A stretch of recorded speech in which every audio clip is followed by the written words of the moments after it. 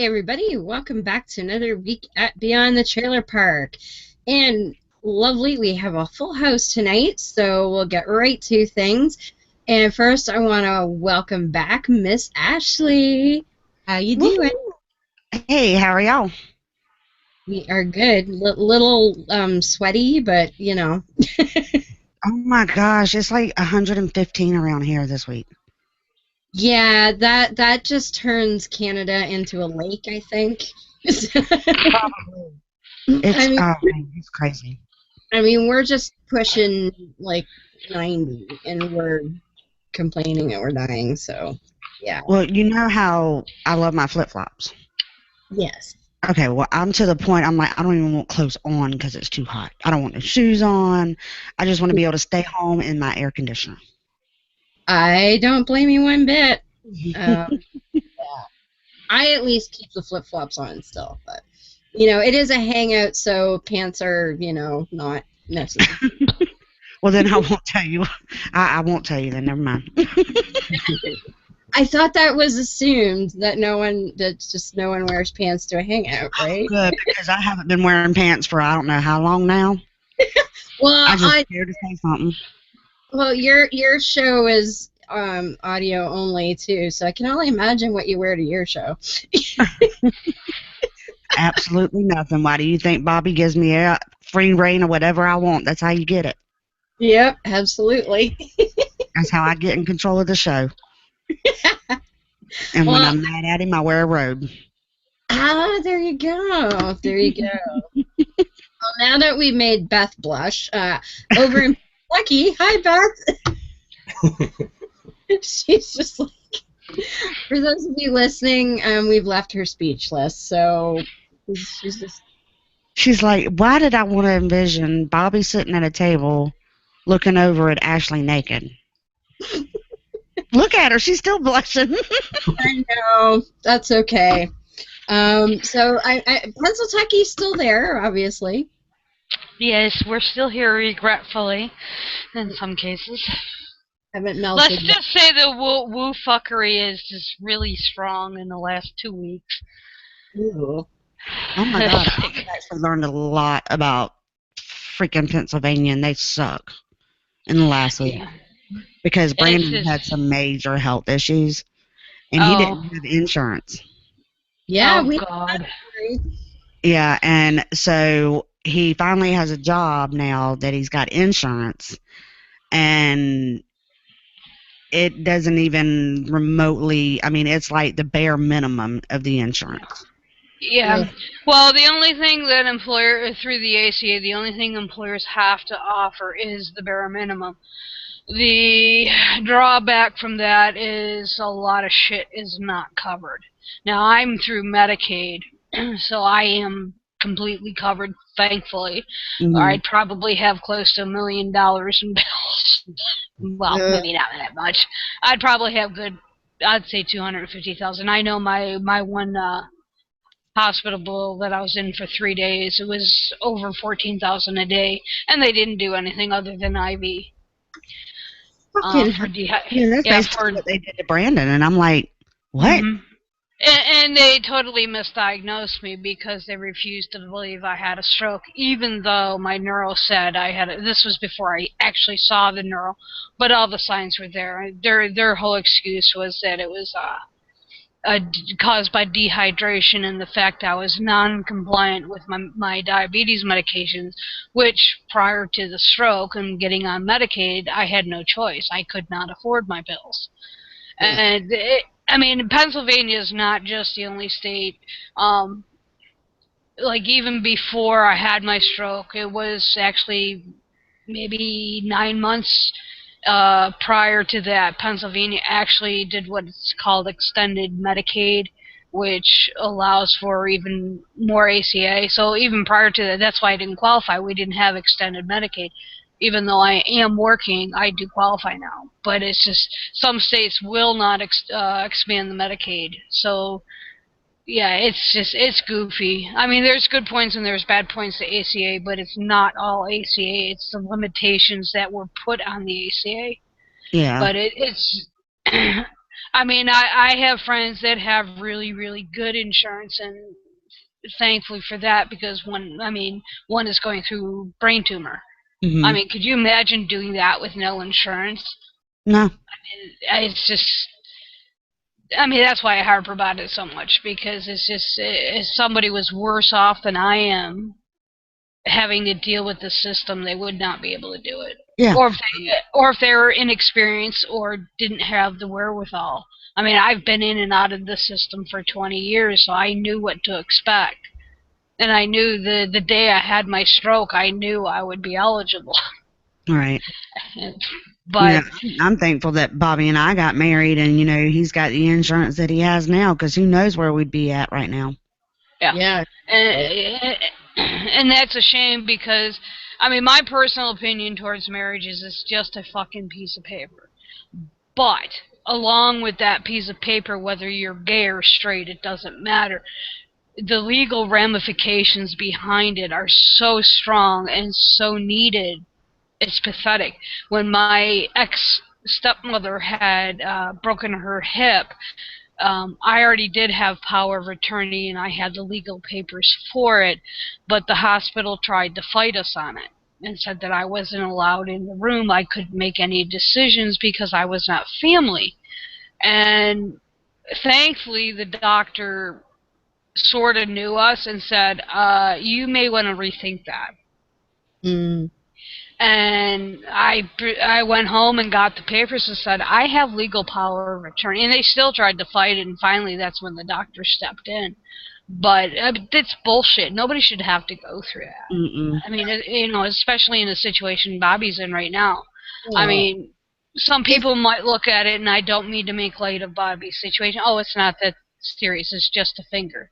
Well, for those that don't know, I've had 3 recent deaths due to cancer.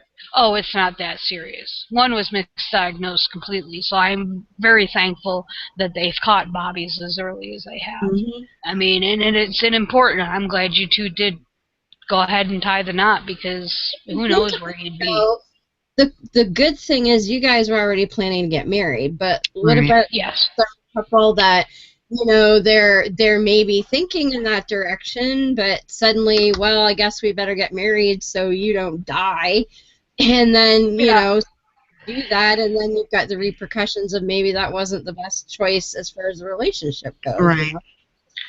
Yeah. Ugh. Bobby told me if he ever divorced me, he's going to put in the divorce papers that I must provide health insurance for him for the rest of his life. I was like, well, that's a good way to make sure that you're covered for the rest of your life. Well, if you guys are married for 25 years, he's covered under your Social Security. Yeah, he is. Yeah, and that's what people don't think of. The legal ramifications of getting married, whether, as I said, whether gay or straight, are very, very heavy. And financially, too. I mean, from a legal standpoint. I mean, there's, as much as I think of it as this a piece of paper, it's really more than that. And it took me to learning about the ramifications to understand that. I mean, even as early as last year, it was the Overfells ruling. A friend of mine sent me a message, and I'd post about it. I think I reposted it too on the anniversary. That she basically said, "Well, I know your views towards marriage, but I know this is what you wanted." Right. Would I go through the legal ramifications of getting married? Generally, no, but because of them, I would. Oh, yeah. Just because I don't want some. Right now, theoretically, my ex in Kansas still has power of attorney. I really do need to change that. Yeah, Right. you might want to do something about that. Yeah, I've been working on it, but it's been slow going, so. Well, we could do a whole show about all of that, and maybe we will one of these days soon. But we do have a guest this week. All the way from an hour down the road from me is our friend Philip Volkes. Welcome back to the show. You joined us a few months ago. Good to be back. Yeah. Well, welcome back from way down an hour down the road. Well, it's a little more than that for you, Miss Ashley. Oh, yeah. We're talking 2 days for us. just a little bit, you know. Yeah. But if anybody missed our first show or doesn't remember, Phil joined us a few months ago with our friends Shelley Franz and her husband, and he left the Jehovah Witnesses, quote, church about a year or so ago, and he's, yeah. I think, Phil, when you were on before, you'd stopped going for close to a year, I think, by then, right? I think so. I was on, what, in like November or December? Yes, I believe so. Yeah. And it was in March of last year that I stopped. Believing and stopped attending pretty much cold turkey. Yes. So was that like a build-up over like years of wanting to question things, or? In a way, it's kind of hard to say because I definitely wasn't aware that I was in the process of leaving until it happened, and then it felt like it was happening all at once. But Right. in hindsight, I can see questions that were building up that were leading up to it. I was just in denial the whole time. Yeah, we Yep.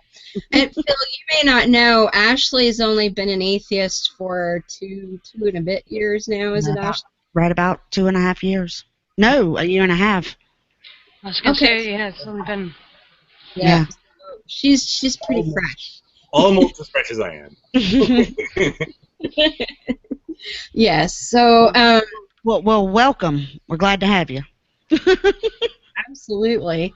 The more the merrier. And, you know, now we have another person that I can go have brunch with, so, you know.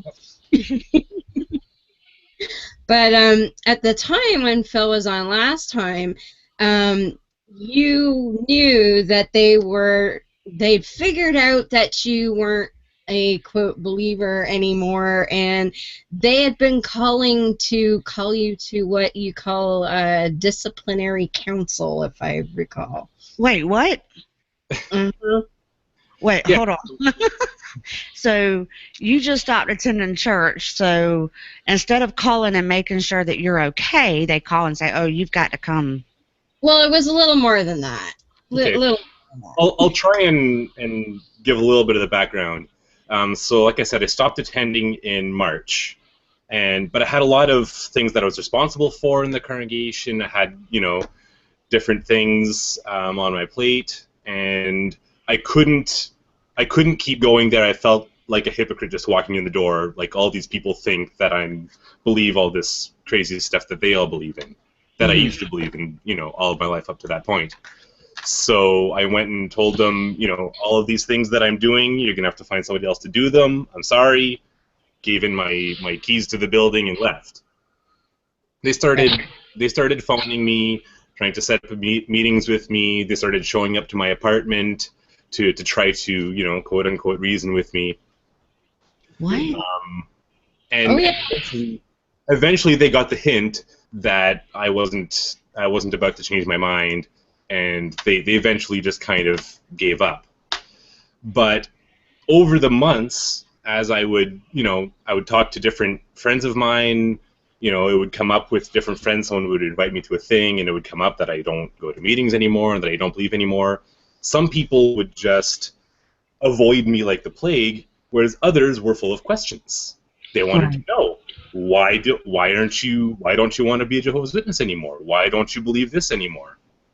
And I wasn't gonna pretend to be ashamed of any of that. If somebody asked me a direct question, I would give them a direct answer. Right. Very matter-of-factly. So, after a few of those conversations, I guess word kind of spread to some of the higher-ups, and eventually they decided that they needed to have what they call a judicial committee. Because they decided that I was a problem that needed to be dealt with.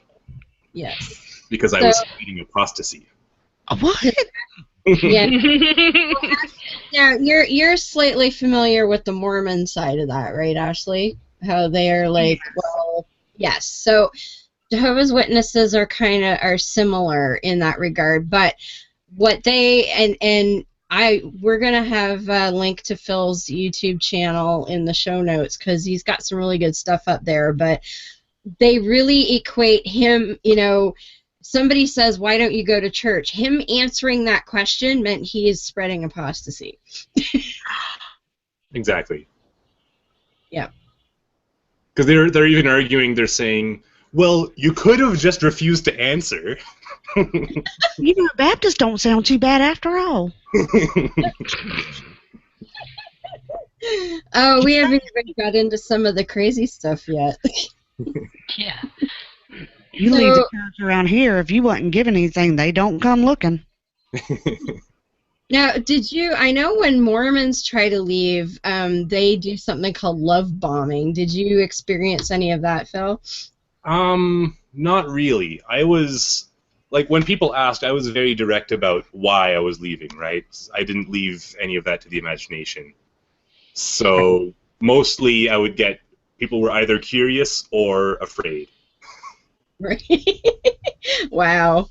And for those that might be wondering what I mean by love bombing in Mormon congregations, if somebody stops going to church, they'll go to their house and leave like baked goods on the doorstep with little homemade cards about how much they miss them at church and shit like that. So that's. I'm going to ask Bobby if we can go become Mormons and then leave. No, you don't want that, because once they get you, they will actually like harass your family members for your address. Well, it's funny because I think Bobby's cousins up in North Carolina are Mormons. Oh, well, you could try. They are. Their son went to BYU. Oh, yeah, they'd be Mormons probably. Okay. You don't want to go to BYU if you're not a Mormon. I suppose you would, no. No, I've read stories of people who became ex-Mormons while they were at BYU. That is not fun at all. You know what blows my mind is how intelligent they are. Yeah. Right? But they fall for... Well, a lot of them they grow up in it. Like, Phil, you grew up as a Jehovah's Witness. That's all you ever knew. I was going to say, I consider myself an intelligent person. Yeah. Yeah. For all of 26 years, I thought the end of the world was near. Yes. So Ashley wouldn't know about that, but Jehovah Witnesses are into end time prophecy stuff. Right. Damn. Yeah. So Jehovah Witnesses are the ones that keep moving the timestamp. Well, they kind of learned their lesson about setting it. But Armageddon has been just around the corner for well over 100 years now. So it's been right up yonder. Yeah. Yeah. I think so. I think, what was the first one? There was one in the 1880s or 90s, I think. The big one was 1914, if I recall. Yes. They were very sure about 1914, and of course, the world kept on existing. And then I think there was something around 1918 or 1919. Then there was another one in 1925, and then there was a big one in 1975. Yes. And then they've kind of cooled off on the date since then. Where would they get the dates from? Oh, different places. 1914 comes from trying to calculate 7 times, beginning when Jerusalem was invaded by the Babylonians. Of course, they get the actual date of the siege of Jerusalem wrong, which is a whole conversation all on its own.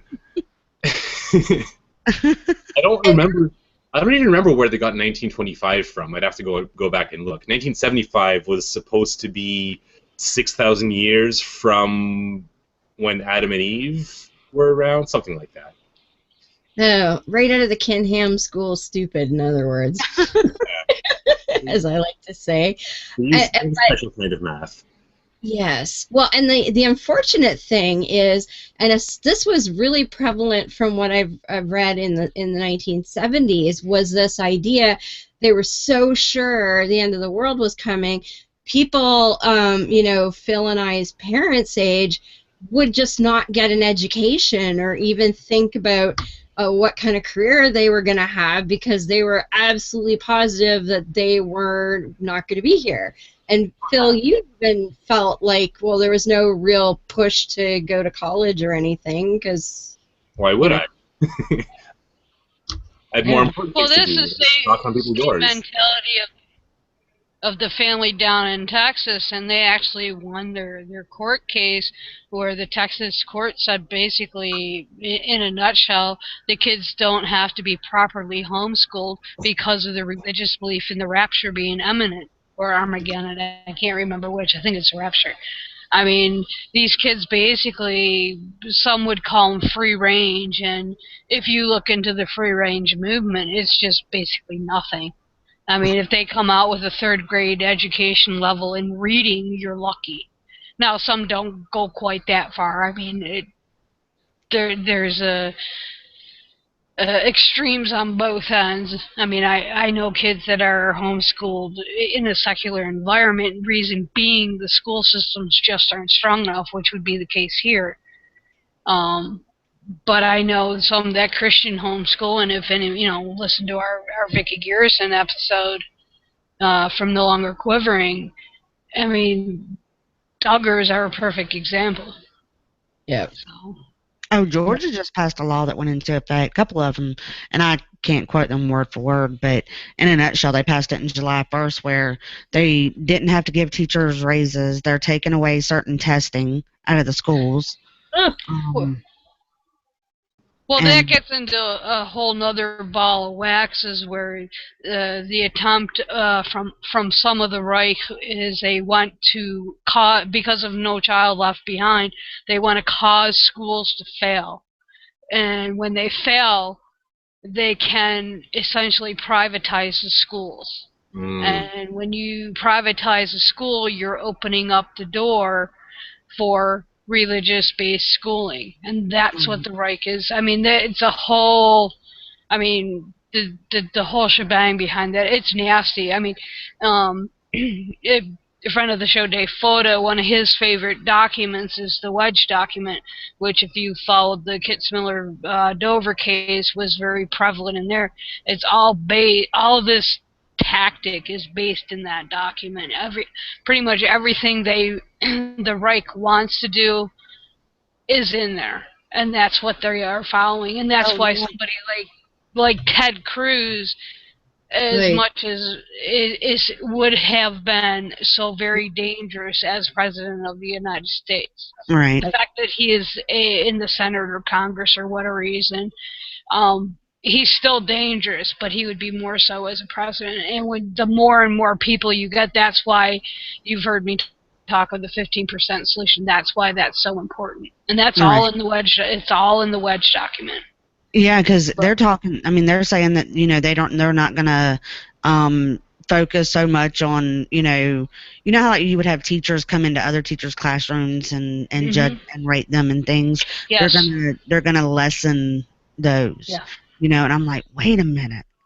Yeah, they're very, very against tenured teachers. Now, there are good points and there are bad points.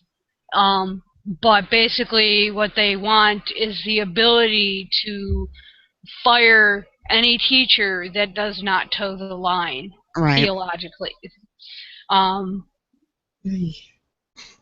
As I said, it's a whole ball of wax, and it's all religious based, and it doesn't matter whether it's Christianity or if it's J-Dubs or Mormonism. They all have this ideology built within.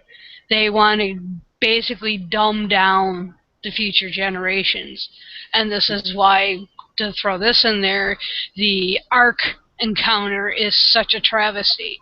I could really care less. Yeah, I mean, that's why it all ties in, and that's why what Phil did is so important. And we'll get to that too. What was that you said there, Phil? I was just talking about the Ark with all 30 pairs of animals or however many it was. And there wasn't enough room, right? That's dinosaurs, Well, there were some goats running around out back, but look, I just thought it was funny that it was bringing in people 2 by 2. It's attendance was so bad. Apparently, Eric Hovind was buying tickets for the atheists just to get them to go inside. Oh yeah, yeah. He brought them for dogma debate people. Yep. If somebody's gonna buy my ticket, I'll go, but I ain't giving them my money. And just to throw this out there, I won't go too deep, but think about who was buying the tickets. Eric Hovind, son of Kent Hovind, who has been a numerous topic for various reasons, associated with Ken Ham. Yep. That's a whole other tickets that Eric Hovind bought. Is that something he's going to use as a tax write-off because he was out hostilized? Oh, then there's that though. That's a good point too. He apparently bought Chick-fil-A for all the atheists too, but nobody would eat it. Another tax write-off. That's all he did. You know what? My boss was a diehard Christian, and man, she flies to concerts tax write-off because she took her employees there. Oh, for fuck's sakes! Yeah, that's crazy. On her jet. So now, Phil, so they were bugging you to go have this judicial committee.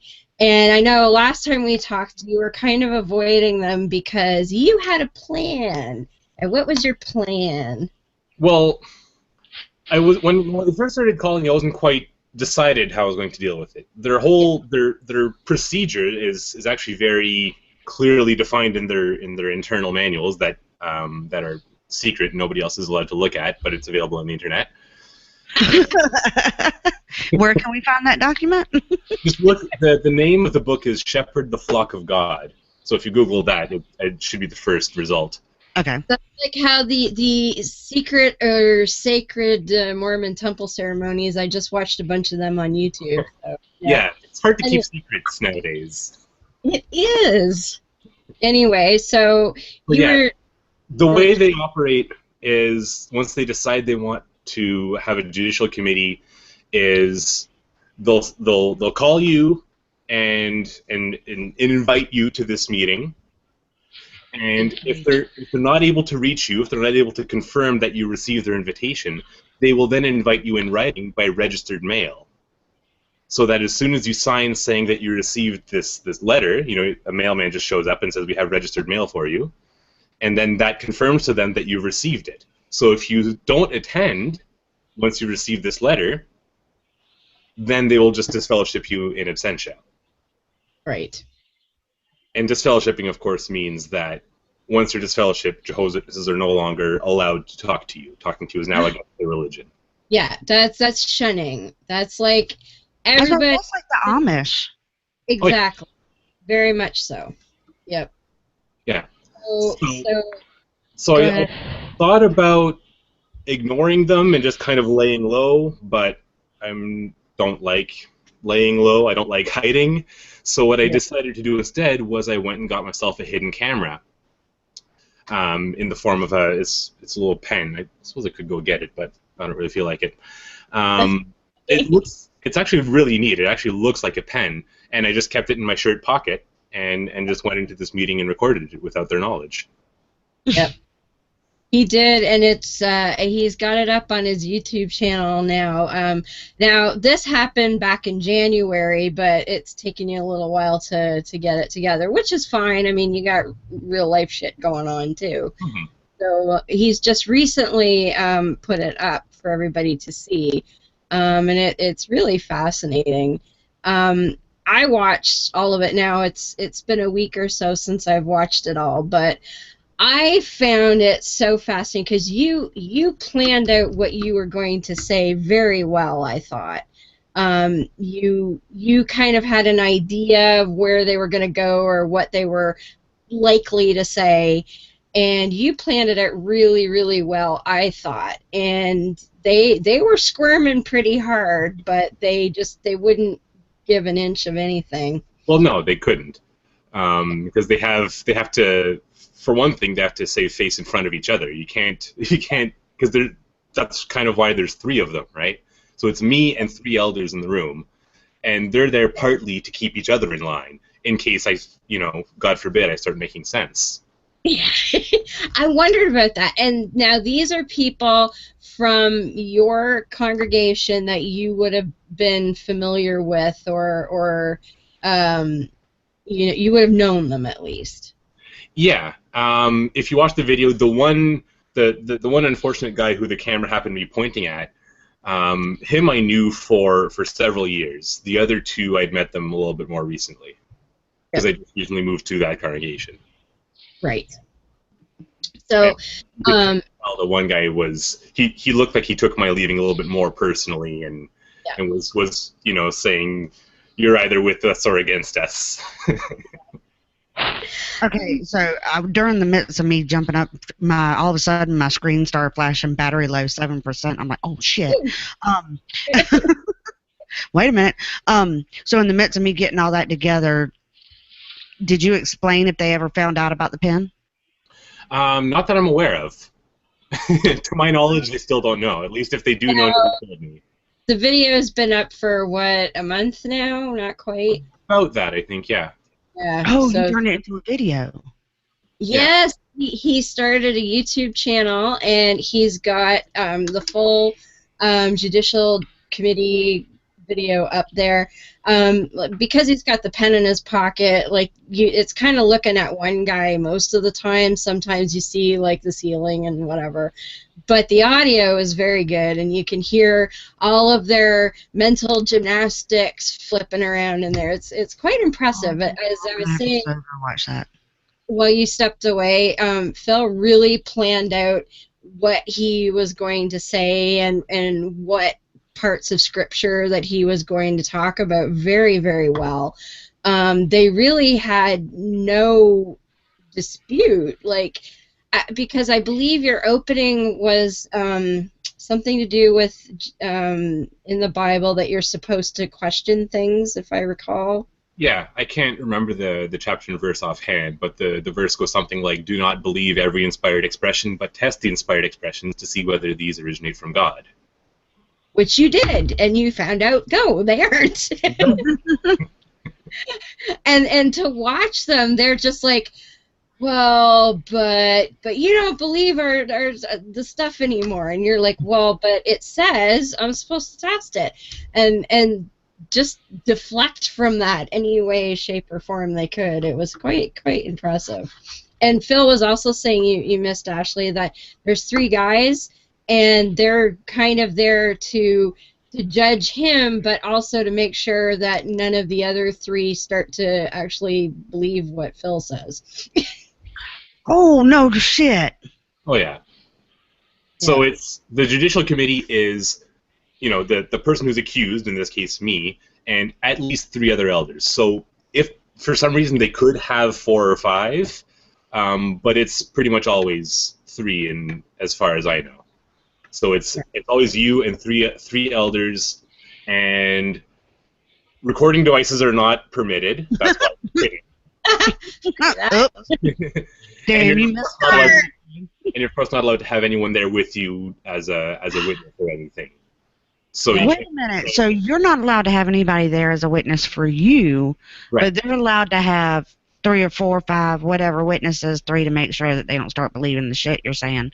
But that's just insane. Yeah. So the whole thing is basically done in secret, and that way, whatever they decide, everyone just gets to assume, well, they must have judged him fairly, and we're going to go by what they decided. Yeah.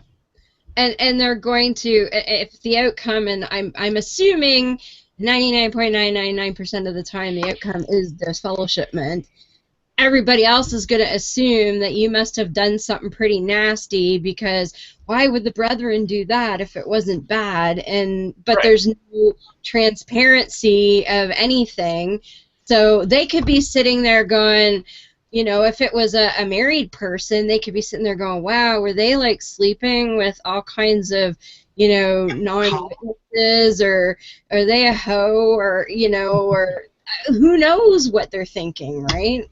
Well, I think at least 2/3 of people who get disfellowshipped is for sex outside of marriage. So as soon as it gets announced, that's what a lot of people are assuming. So they're going to think that, and Phil's a single guy, so you're off He wants to go have sex. that you're That's the sleeping assumption. with somebody somewhere that you're not supposed to be. So lovely. Wow. You know what? This sounds like some. It reminds me of the Tudors.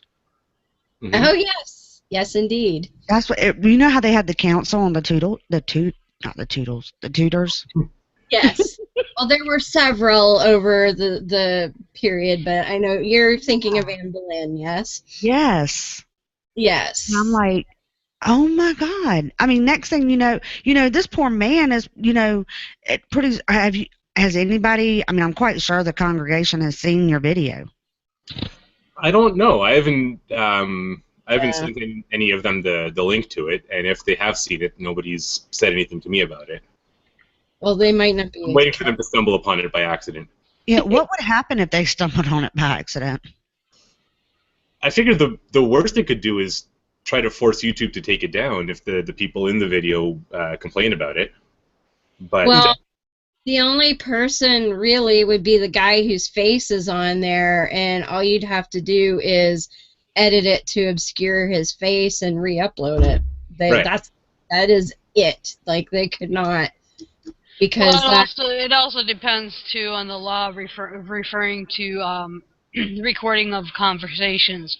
If it's a one-way state or a two-way state, but that is one way. So as long as Yeah. Phil knows. Yep, that's what Georgia's is. As long as one person knows, well, I know. Yep. Yeah. So Phil's all good, man. Yeah. Makes me smile. And So- also, just something I learned, if they file a DCMA against you for YouTube and they know, and you can prove it, so you know that it's a one-way state, they would have to know that, or they would find that out through their lawyers, and they still file the lawsuit knowing that it's null and void. They can get in trouble for that. Oh, nice. Something I learned. In fact, I sent it to Deb. Yeah. I just learned this past week. I haven't had time to go through it, but yeah, I've seen that mentioned in other people's videos. So they really wouldn't have any recourse at this point. Like I said, the dude whose face can be seen, maybe, but like I say, all you'd have to do is obscure his face, put it back up, and he's screwed. Wow. So yeah, go ahead, Ashley. I mean, this, all he did was go into something that protected you. I'm assuming you did this for protection. Partly. Yeah, and you really pretty much to give the, the number one finger. But I mean, I just can't imagine that you would be in that type of position that you would feel like you need to do that, and that's scary about religion. Yeah. What's really weird is if you ever have the misfortune of looking at the comment section on my videos, every once in a while you'll see Jehovah's Witness apologists on there. Okay. And they still surprise me, even though I was Jehovah's Witness for all of 26 years. I'm amazed. It's like they watched a completely different video because they have to keep telephone gaming it in their heads until it turns into something that justifies their church. We've got Christian apologetics that are like that. Yeah, no, I haven't spent much time in the comments, but I have seen some, and yeah, those are fun. So now, how long did your particular committee run? I think I'm trying to remember, because you split it into 2 different videos, and I'm not just sure. I think it ended up being about an hour and a half, something like that. Okay. Yeah, and I mean, you were hammering them well. Well, I actually had a bunch of other things that I wanted to ask them about, but they, of course, there being 3 of them and 1 of me, they were kind of dominating the conversation, and then they got to a point where they're just like, okay, that's enough. Can you just leave while we sit in judgment here? Pretty much, yeah. I wasn't done yet. But I have more things to hammer you with your silly character. I've been waiting for this. Please let me finish. Then I'll leave. So obviously their decision would have been disfellowshipment, I'm assuming, yes? It was. So now there is an appeals process. So tell us a little bit about that. Right. So the fun thing about the appeals process is I have never actually heard of a case of a successful appeal, but there is a process. And the idea is that you write a letter explaining your reasons why you think the Judicial Committee judged incorrectly, and then 3 other elders whom you don't know will be appointed to hear your case to try to exonerate yourself. So then there's a second meeting with 3 elders that I had not met before. One of them, as it turns out, knew my dad from years ago, but that was just a coincidence. These were elders that I had never met, and they just they just come and sit, and they say, explain to us why you're appealing the decision, and then you explain it to them, and they hear you out, and then they agree with the original committee. Yeah. Now here's something. Why would you want to appeal it? Because I think maybe people who are atheists or have left their faith might think, well, okay, so you're out. Why would you appeal it? Well, a couple of reasons. Like, for one thing, I wanted to see what it would be like.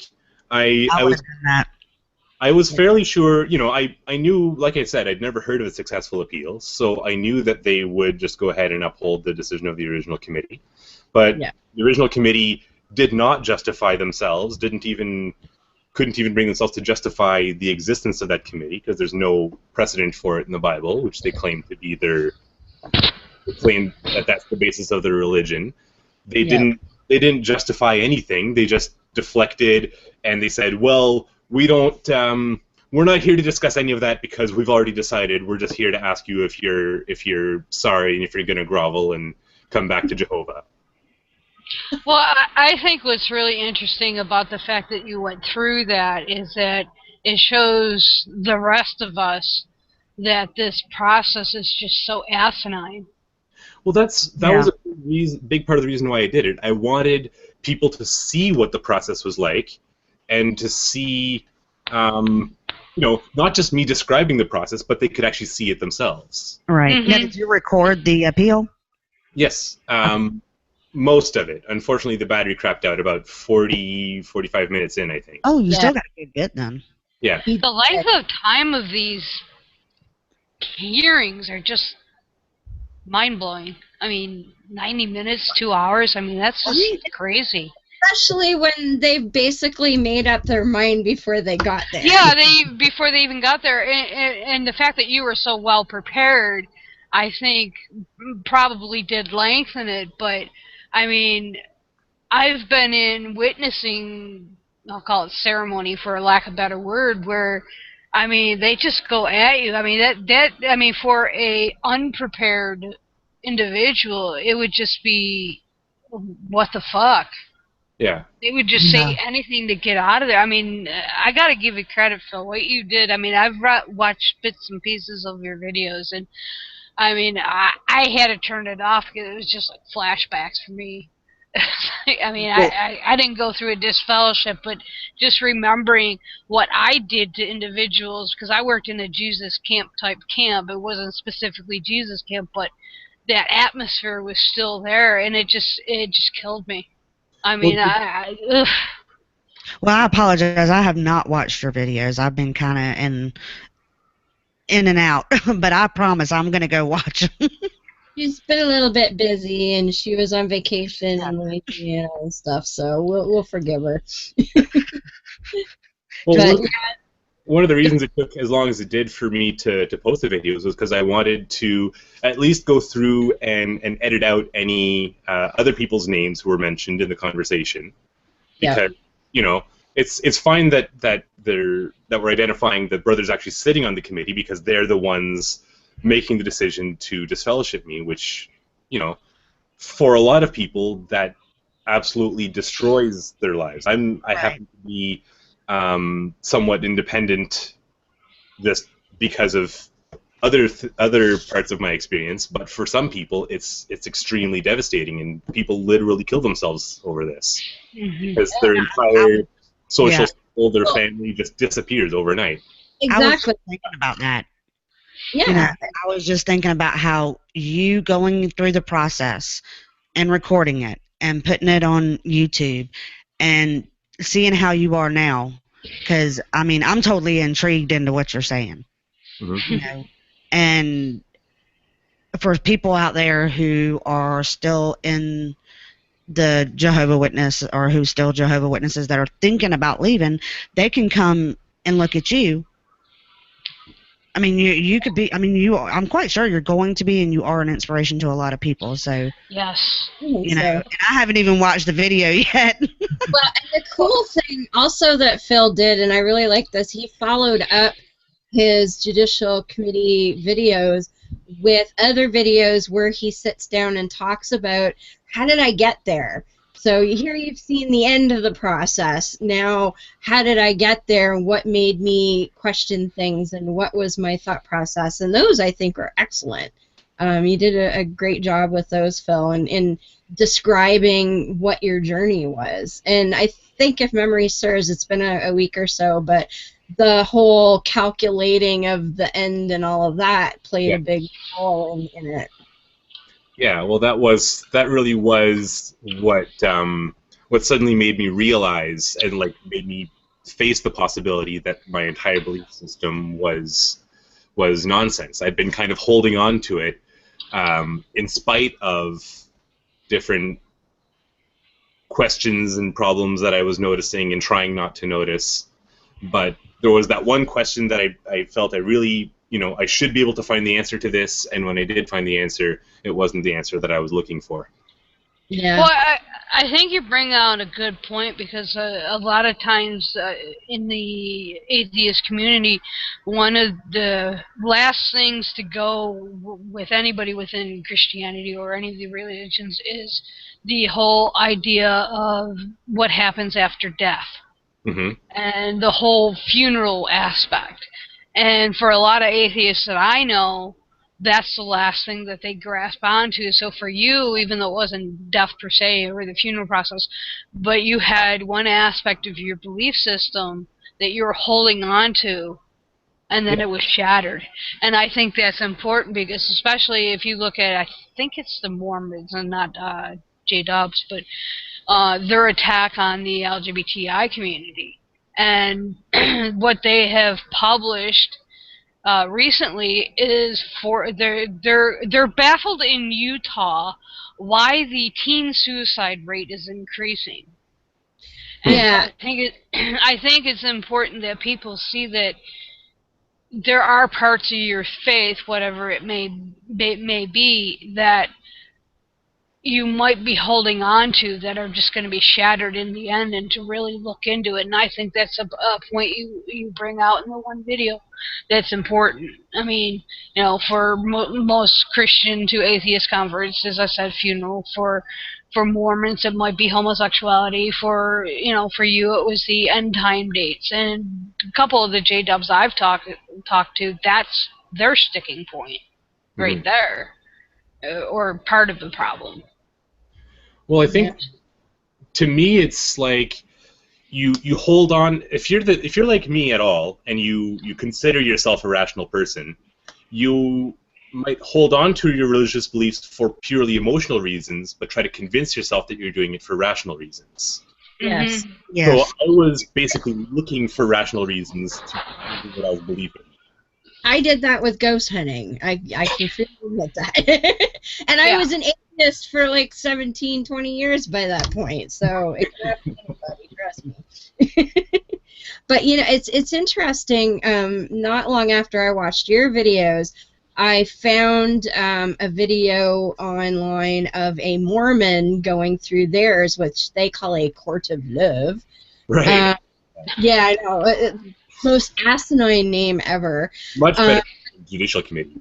Yes. The Court of Love. It's not what you think, people. I was about to say, would you take your point on that one? No, and it was so similar. where the person who was being ousted, and the one I watched, this fellow wrote something which has become known as the CES letter, the Church Educational System letter. It's, Google it, people. You'll find lots about it. But he is a very prominent, known now ex-Mormon, because he had all these questions. Somebody close to his family who had a bit of authority in the church said, you know what, write out all your questions and I will find answers for you. So he wrote out all his questions and got disfellowshipped. Oh, what? Oh yeah, the person that said that never answered his letter, and so the person published the letter online. It went viral, and Mormons started reading it and going, holy shit, I've been saying that for decades too. And it kind of sparked a mini exodus. And so it was this person's Court of Love that I watched. So he already had, everything out in a like 10 or 12 page letter, and they were adamant, like, we are not discussing any doctrine. We are not taking any questions. And he's like, but the whole point was that somebody would answer my questions so I could keep believing. And it was like, no, we're not answering any questions. Now, do you repent? Like, Oh my gosh. oh yeah. Oh yeah. Confess. Yeah, Okay. exactly. So you were disfellowshipped twice. So that now means that you're shunned. Yes, at least in principle. I say in principle because it turns out it's kind of fun to do this. If people are supposed to shun you, but you go up and say hi to them, all friendly like, they'll be so taken off, Off guard. that they'll just say hi back. You're this horrible, evil apostate. Like, why would you ever be cheerful and greet them? Because it just so happens, like, I just started a new job last week, and for the first couple of weeks I have to go to the office downtown, and there's always Jehovah's Witnesses at that intersection with their stands trying to give out these books, right? And I recognized one of the guys at one of the stands. He was in the same congregation that I got disfellowship for. So I went up to him and I said hi, and I shook his hand. And did he turn green and start looking?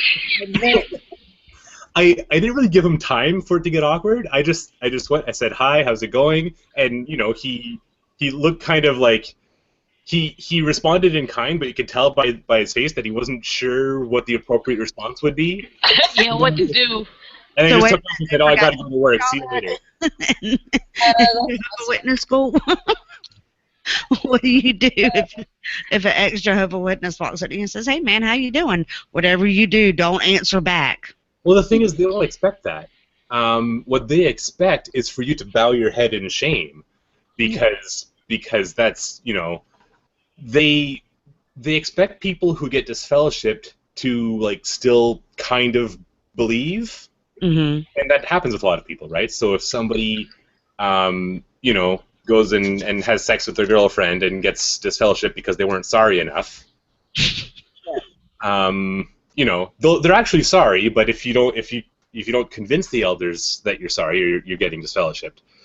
And those people, it's really depressing to see them. They will not even make eye contact. They will, like, put their head down when they see, like, witnesses, because they're completely internalizing this punishment. Yeah. Wow. And so people And those- either that or, like, the rabid, like, you guys are the worst religion ever, kind of apostate. Yeah, yeah. And now, for the people who, like you say, they feel like they made a mistake and they just weren't contrite enough, those people, some of them may want to try and get back. So is there a way for them to sort of, get back in the good graces? I imagine it. That's going to be episode 8 and 9 of his YouTube videos. It can be done, but it's extremely humiliating. Basically, Yeah. to convince them that you're really sincere, It helps if you keep going to all your meetings twice a week, where nobody will talk to you, for usually about a year. What? Oh, Oh, jeez. I've heard of it happening in as little as 6 months, but a year is pretty standard. Wow. Then you got to put in a request for reinstatement, and then the elders will meet with you and decide whether they will reinstate you or whether you need to wait some more. oh, you're going to be putting up YouTube videos for a long time. Yeah, I'm not going through none of that nonsense. No, well, it's funny you mentioned that because the fellow who's been putting up YouTube videos from inside the Mormon temples, he just released a bunch of videos last week, and I'm hoping to find a way to contact this guy because he's got balls.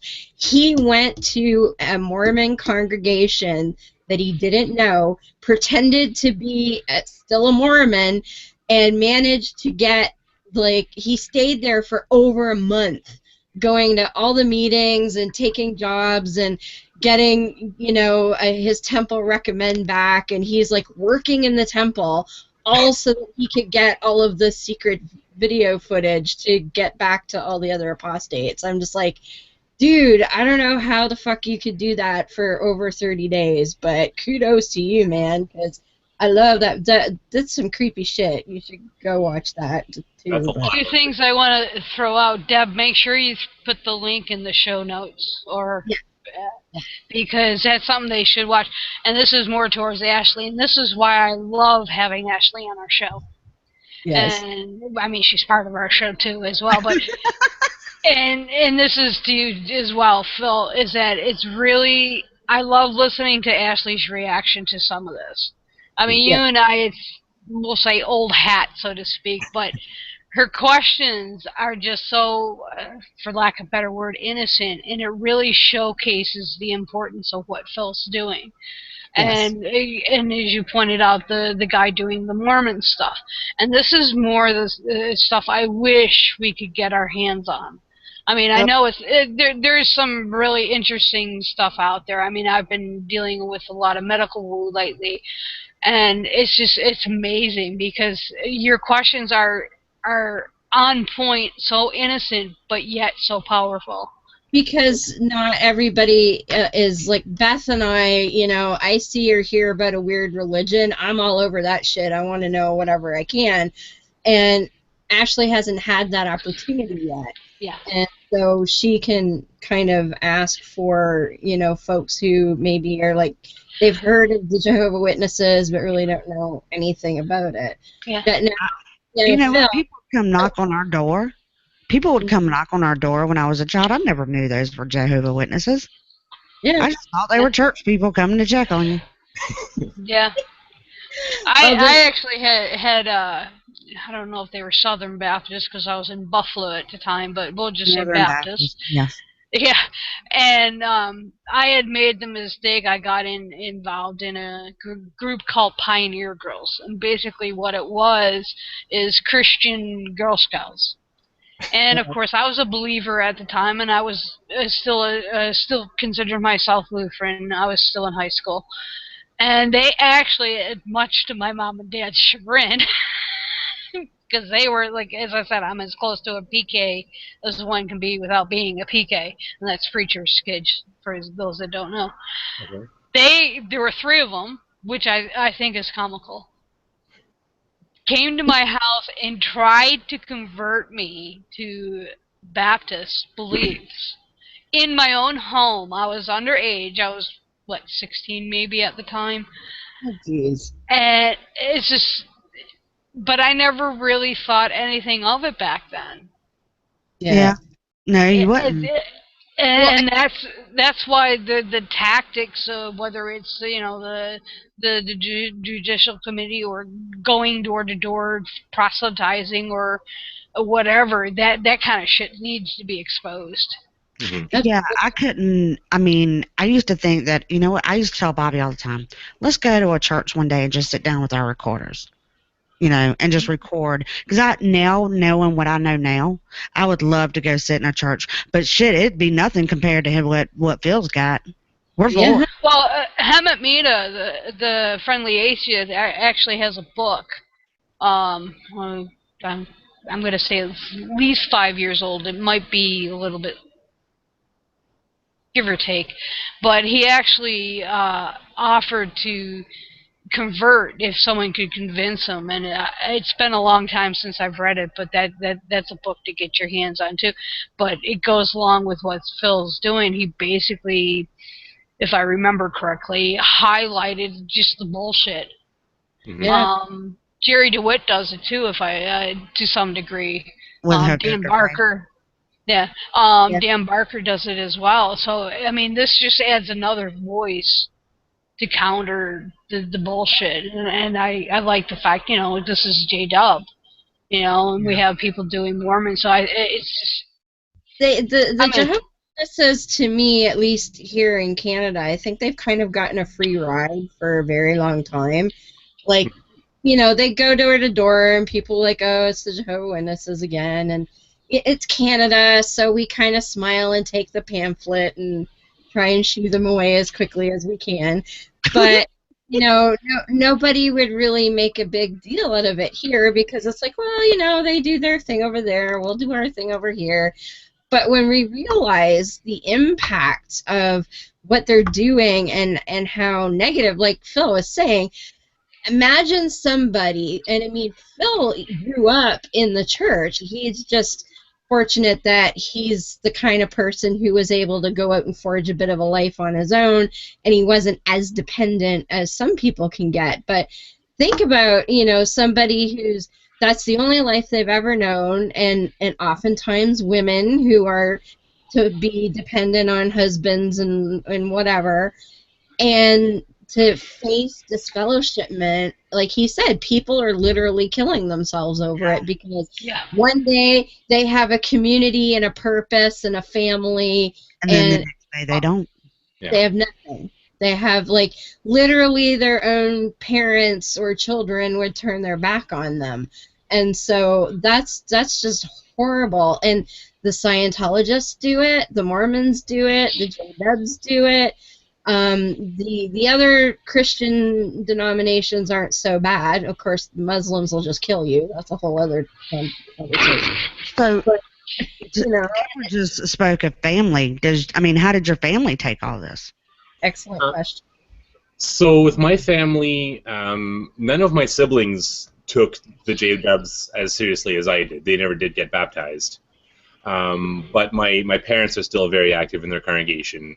And when I stopped attending back in March, things got super awkward, but we were still, if I was in my hometown to visit, or if they were down south visiting, then we would meet and we were civil. After I got disfellowshipped, I haven't heard a word from them since.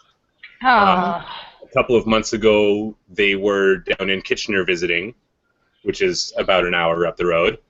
Yeah. Where my brothers live.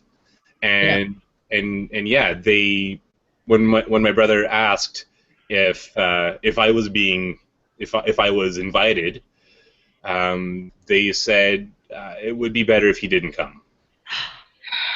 Yeah. Can you imagine? See, that is why shunning is, no matter what religion, is so bad. It just destroys families.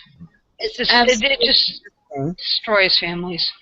And you have to think, the idea is it's supposed to punish somebody and make them change their mind and go back to conforming to whatever it was they were raised under. But you got to think that because almost every Christian denomination comes up with the whole free will bullshit, which we all know is bullshit, that's not free will. No. And what you said in your counsel there, Phil, and I remember this a few times, where they were trying to pin you down to say, do you believe in Jehovah and what we believe? And your answer was, I don't want to lose my family. Right. And they didn't give a shit. No. They kept it. That's not an answer. Do you believe what we want you to believe? That's not will. That's coercion in its purest form.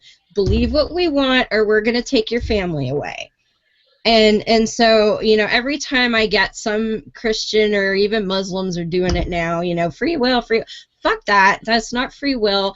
That is a pure, unadulterated coercion. So why would your God, because if your God is all-knowing, they're going to know that you're only saying this to get your family back. Right. What the fuck is the point, you know?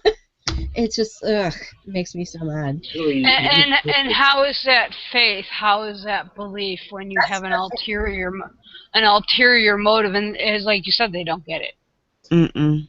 Well, it's discipline to them, right? They really do view the members of the congregation as children who need to be disciplined. To them, shepherd is just a grown-up form of a timeout, and they'll convince themselves that it's for your own good.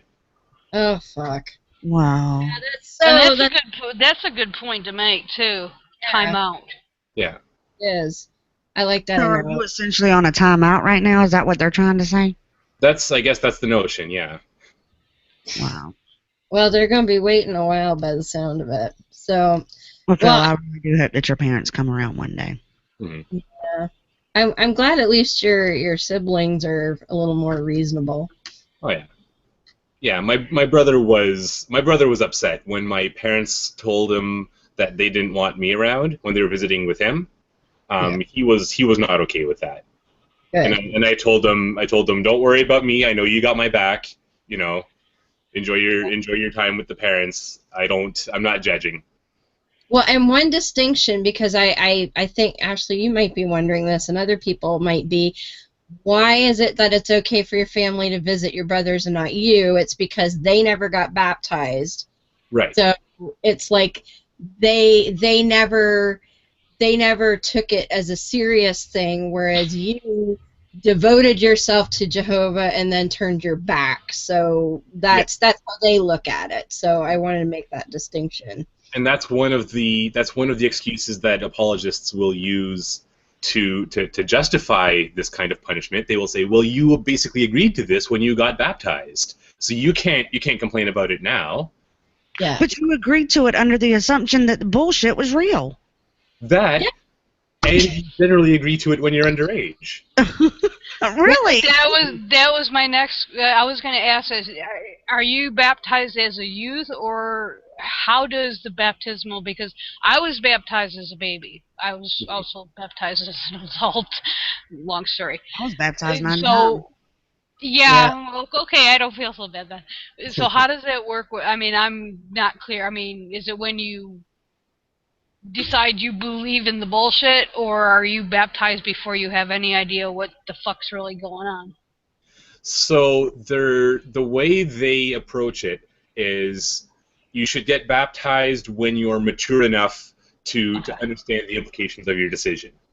And basically, but the reason it's very, even then it's very coercive, is if you do believe in the bullshit, if you are old enough to understand the consequences of taking a side for or against Jehovah, and you don't make that commitment, then your position is a little bit precarious. If Armageddon comes, you're old enough to have made that decision, but you haven't. No games. So I got baptized at 16, and that's most Jehovah's Witnesses, I think, get baptized younger than that. 12, 13, 14 is very common. That reminds me of a recent, we'll call it faith healing for lack of a better word. There was a 14-year-old boy in Seattle who was undergoing cancer treatment, and he had to have a blood transfusion, and he refused the transfusion, therefore they couldn't do proper treatment, and he died as a result of it. And he converted to, I think it was Jehovah's Witness, at 14, and he died when he was like 15.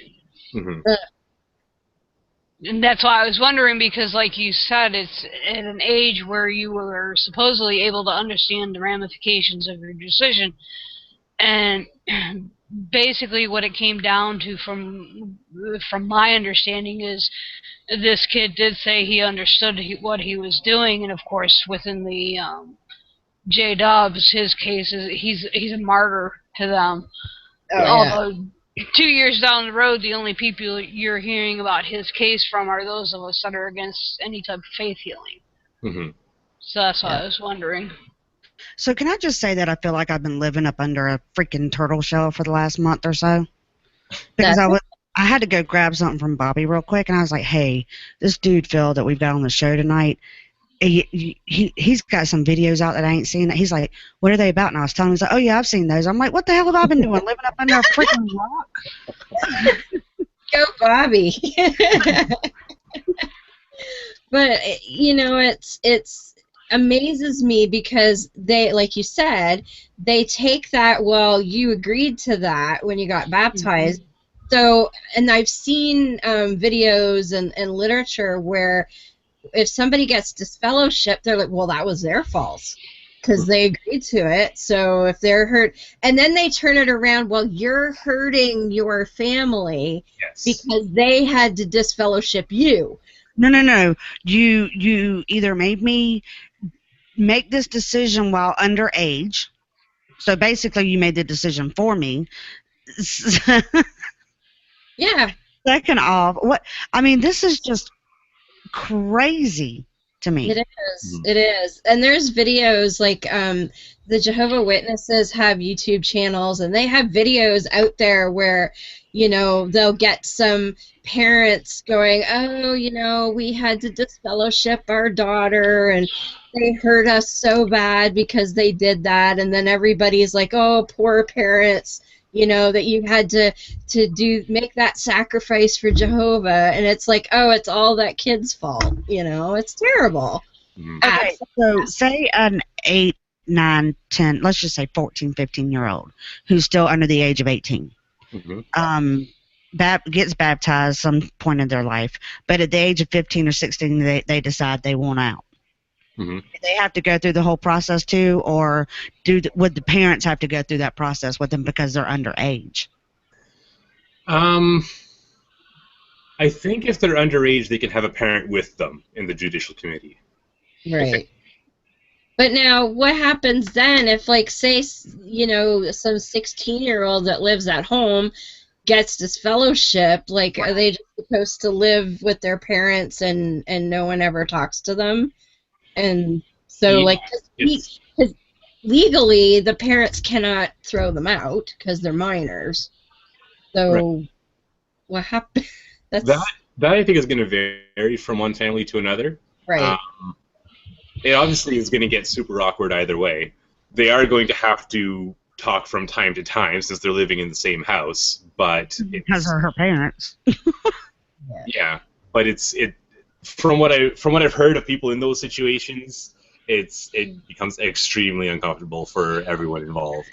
Wow. And just so you know, there are children who have been in that situation who have been thrown out of the house. Yes, that does happen.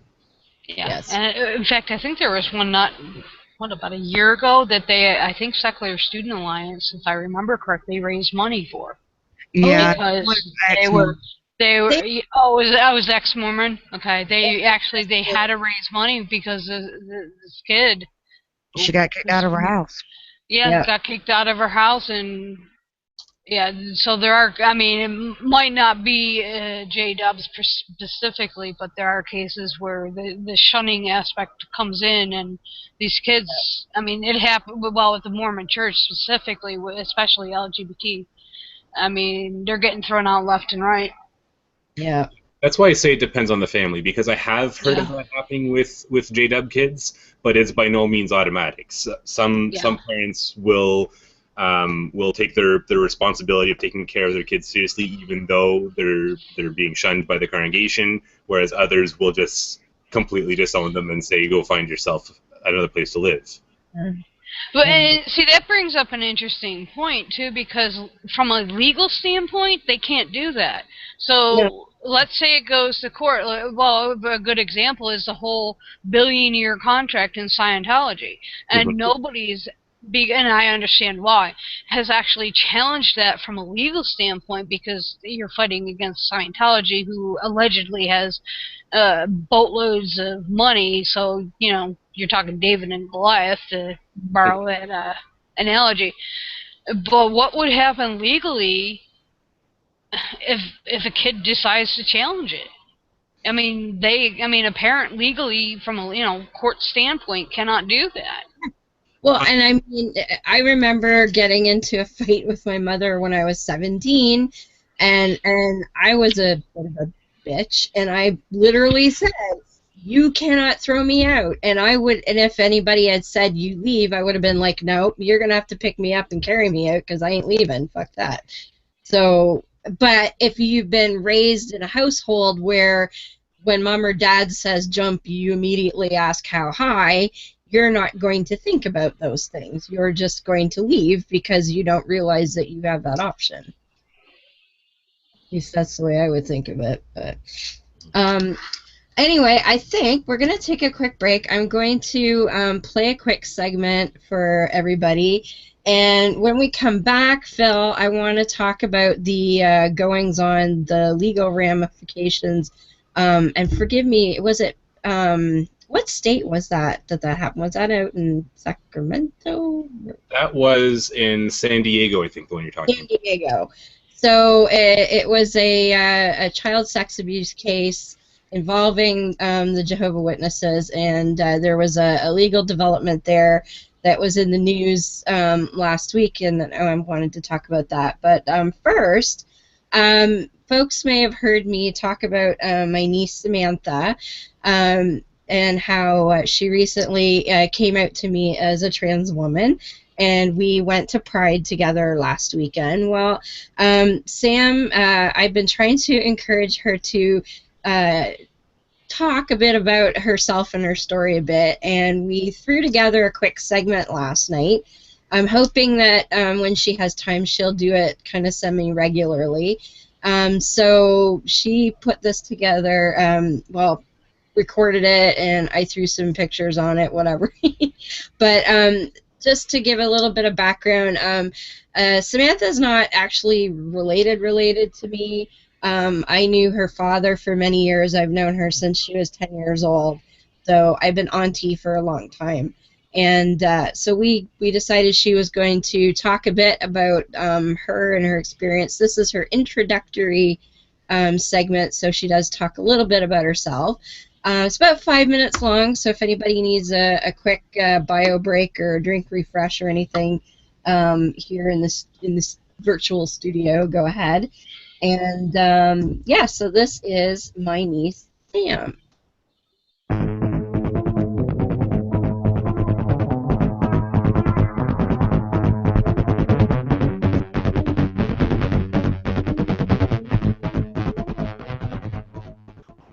Hello, my name's Samantha Montegreen. I'm 27 years old. I'm Deborah's niece there. I was born on May 8th, 1989, under the name Wah Wah Wah Wah Wah in Wah Wah Wah Wah, Ontario, Canada. But I now live in the Kitchener area near Deb. So maybe a pertinent fact there, because my voice is definitely a little bit lower than you might expect there. I am transgendered, and so something that was a recent change for me there in about the past year or so. So maybe a little bit of an explanation there if you're expecting somebody with a bit higher of a registry there. And some of my ranting will definitely be about issues that I've experienced as I've been transitioning, and some things will not, because, some things I experience in my life are things that everybody has experienced regardless of their gender orientation there. So I want to make sure that maybe that's made aware there in case I make a term or a suggestion or something and you were wondering why I was suddenly talking about this random person. So a little bit about me there. I'm 192 centimeters tall. I'm 90 kilograms in weight. I have red dyed hair. I have a ridiculously obese cat. And I work in a machine shop with my uncle. I like long walks on the beaches, and I prefer someone who speaks Klingon over someone who speaks French.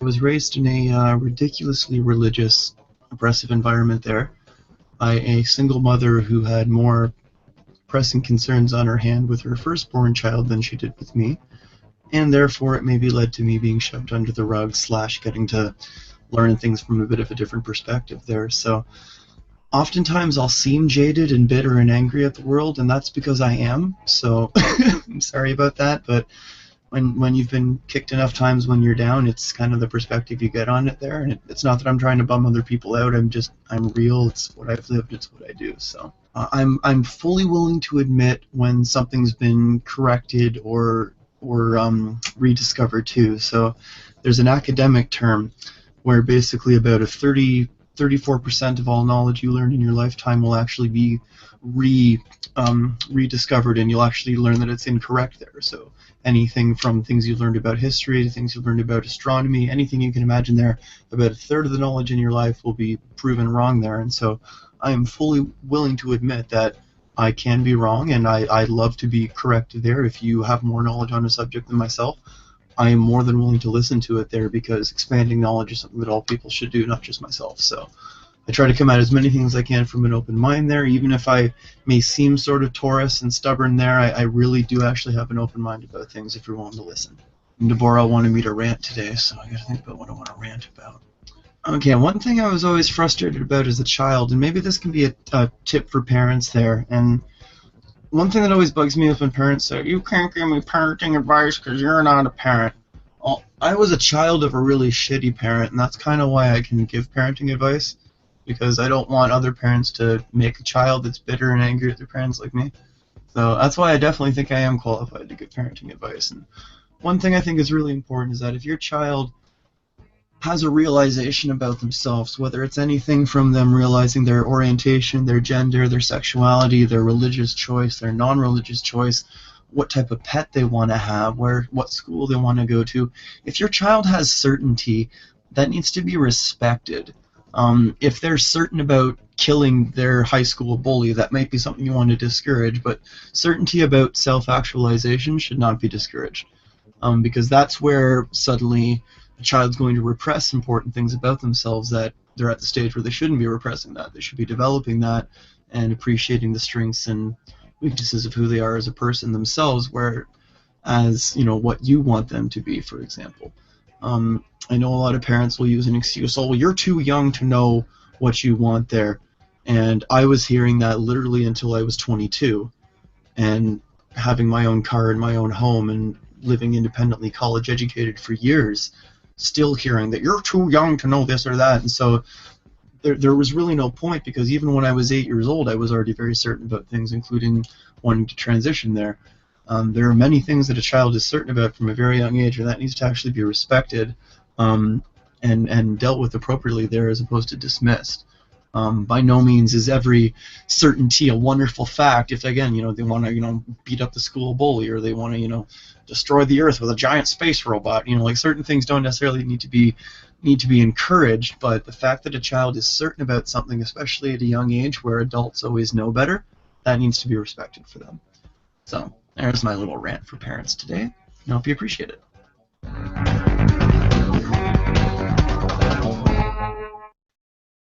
Hey. So that was Sam's new segment. She did it pretty quickly, and as you might have noticed, she's got a bit of a sarcastic sense of humor. So And I love it. Look, he's like, no, I don't. She's like, no, I don't have any kids, but I was a kid. Exactly. And you hear that, well, you can't have that opinion because, yeah, fuck that. I was a kid. I know. But I completely agree with what she was saying. Yeah. I give my children, I respect their choices. Christian went and got his ears pierced. Yep. It took him, let's see, he started talking about it a year ago. Yeah. And his dad called me and was like, you agreed that it was okay for him to get his ears pierced? Because I used to be against it. Right. And I was like, yeah. I feel like he's old enough to make that decision on his own, so if that's what he wants to do, I'll back him up. Well, and the great thing about that particular choice, and I think parents lose sight of this, is that particular choice is something that could change. Right. And that lose their shit when their kid wants to get their ears pierced or color their hair or cut their hair funny or wear weird clothes. Shut the fuck up. They can change their mind in a year or two, or they may stay that way. Who knows? Right. But those little things, and that's because that's when you start harping on the little things, that's where the big things get lost. Yeah, and I was thinking about that because it's funny you brought that up because just in passing conversation, me and Christian just sits there. I don't know if he's watching stuff on YouTube or I don't know. But he just comes up with off the wall questions, and he came up to me the other night and he's like, "What would you do if I wanted to dye my hair pink?" And I'm like, "No," but I said no in that sense of because he's my baby. Yeah. I'm not ready for him to grow up and make decisions on his own. But if he really insisted on it, you would have said, okay, Right. Don't make a mess in my bathroom, Right. Yeah, because the next time I need to use the sink, if it's like some weird shade of pink, yeah, that'd be Yeah. We could cover it up with a black towel, maybe, but Oh, Jesus. Phil won't get that joke. We'll fill you in later. So apparently masturbation was definitely out of the question in Jehovah's Witnesses, huh? I bet. Question. Actually, I've never asked. What was there? I mean, I know you're not supposed to have sex with anybody unless you're married, and then you can't marry your hands. So I'm guessing that was out. So, well, the thing with that is they harp on about pornography a lot. Right. But masturbation gets kind of mentioned here and there in like their Young People Ask book, maybe, but they don't go on about it. Okay. So I think they kind of know that everyone's doing it. So I would hope the real enemy is pornography.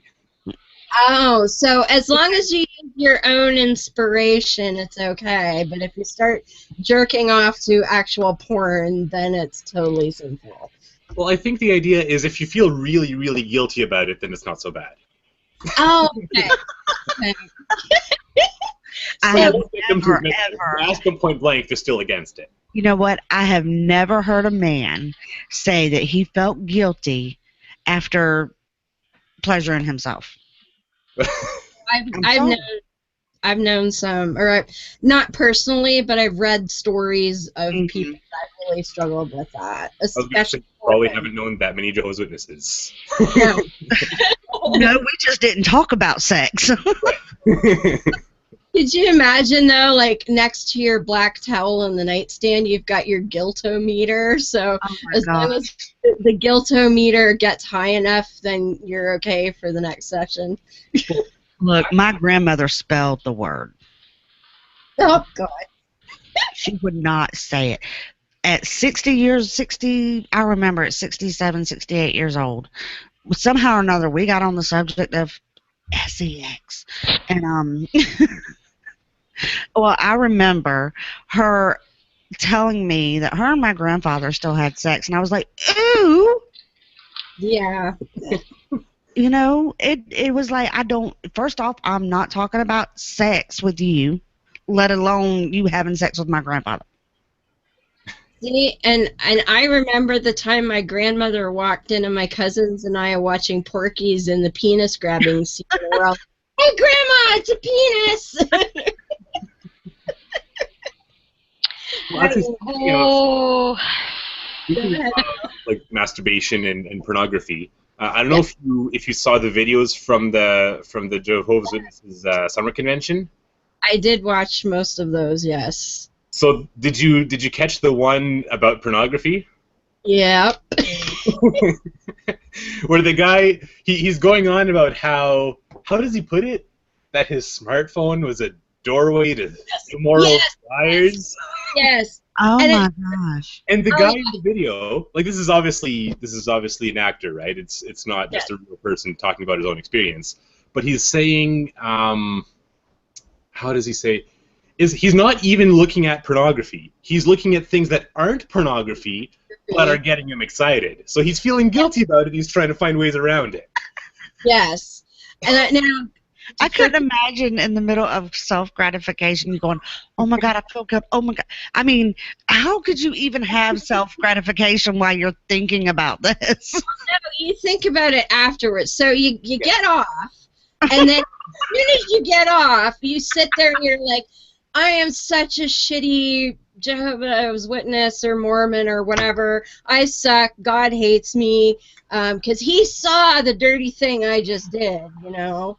And I'm terrible, and now I need to go pray more, fast, or whatever the fuck they do. You know, and I sit here and I laugh about it, but in all seriousness, it's not a laughing matter because there's some pretty, I mean, there's some people out there that are pretty, I mean, pretty messed up because of that. Mhm. Me being one of them. Yeah, absolutely. You know, speaking of, you know, Beth being one of them, I mean, from what you, no, I'm taking this in a different direction, Beth. You don't have to. Beth's got her camera off because she doesn't want to see her blushing, y'all. Well, yeah, I'm doing a lot of that, but I'm very fidgety from my pills. Okay. We'll blame it on the pills. It was really good. We'll go with that, yes. But Yeah. just from what you've witnessed from being in the church for 26 years, how were women treated? That's a good question. Well, they don't. How to describe? Men in the church. Let's put it. Let's look at it. Let's put it this way. So there's a lot of different privileges you can aspire to. So different responsibilities that you can take on, and there's a certain status associated with that. Women don't have access to any of those things. So if a woman in the congregation wants to have some sort of status in the congregation, the only ways they can do that are by doing lots and lots of hours in the preaching work, or by marrying an elder. I was about to say, or marrying somebody of higher class. Yeah, and so sometimes you'll get, if you have a woman in the congregation who kind of who wants to kind of increase her social status, she will start putting pressure on her husband. Well, why aren't you doing more of this? Why aren't you doing more of that? Why aren't you a ministerial servant yet? Yeah. Because she wants to, you know, all the other wives in the congregation are kind of looking down at her quietly. Right. Wow. So essentially, women are supposed to like stay at home and just follow what the men tell them to do. And preach. Lots and lots of preaching. Yeah, on the road, mind you, not in the church. Right. Not on doors, not preaching on doors. Absolutely. Yeah, you don't get to tell elders anything. You get to tell the heathens instead. Yeah. Like if a sister, so in the congregation, you know, everyone's referred to as brothers and sisters. Mm-hmm. If a sister is on the platform, she will never be behind the lectern teaching. Absolutely not. If she's on the platform, she will be as part of a demonstration.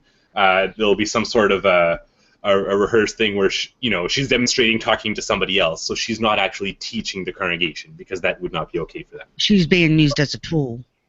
Yes. Well, and here's a distinction too that I think we don't think about. Jehovah's Witnesses don't have clergy the way most Christian denominations would think. Like, you know, every church has a minister or priest or pastor. Right. But you guys have like a group of elders, and they take turns. Right. It's a group of elders, and they're unpaid. Yes. So that's a distinction. So the woman might. So if the elder's teaching something and he needs somebody to like hold a card or something, he might let a woman stand sort of on the platform, but that would be it. She's not gonna get involved. We'll put her up here so the men, because the men can't watch porn, so we'll just put her up here. Well, I think that whole attitude goes back to a point that we made, was it a week ago or 2 weeks ago, when we had Corinne on, and we were talking about my confusion as far as with bisexuality and stuff, is that sex and sexuality is being used, again, as a weapon. Yep. And, you know, and like you said, Ashley, basically all a woman is another tool. In their quest to become close to God. Yeah, exactly. Yeah. And it's a shame, because I mean, I joke about the fact that my views on sexuality are a little bit awkward. Mine too. But, well, that's the thing. A lot of women I know that have come out of the church, and it doesn't matter which one, we all have similar issues. And it's just like, Deb and I have joked about this, is where basically as kids we were handed a book. That was our teaching on sex ed. Thankfully, my school had a fairly decent sex ed class. Not that I really paid attention because, as I said before, all I fucking cared about was my hockey stick.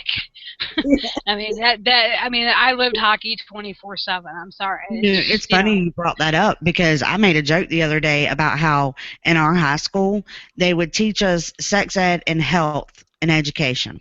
That's where our sex ed came from. But they would teach abstinence, right? So then your next period that you went to, your class, was parenting. Funny that. I'm like, and it didn't dawn on me until the other day that that's what they did, and I was like, holy shit. Because they knew. I don't remember. They knew damn well nobody was gonna abstain, and half of them would end up pregnant. Yeah, I don't think we had any classes on parenting, but it might have been covered in our health classes. But that you're talking over 30 years ago. I can't remember that part. I do remember who my health teachers were, and they were like good teachers, but they were old and codgerly. It's like, well, I laugh when Ashley said when you went to next period, because our sex ed only was here's why you have a period, and that's it. So next period is like, what? Yeah, they didn't teach us that. No, they didn't teach us that. Okay. They left that up to the parents, or at the time we did have a Planned Parenthood, but it's closed down now. I got a book. Yeah, well, 10 years old. I got a book later on. Like, the school part was just, here's a vagina, here's what it does, this is why you have a period, here's how to use a tampon, bye.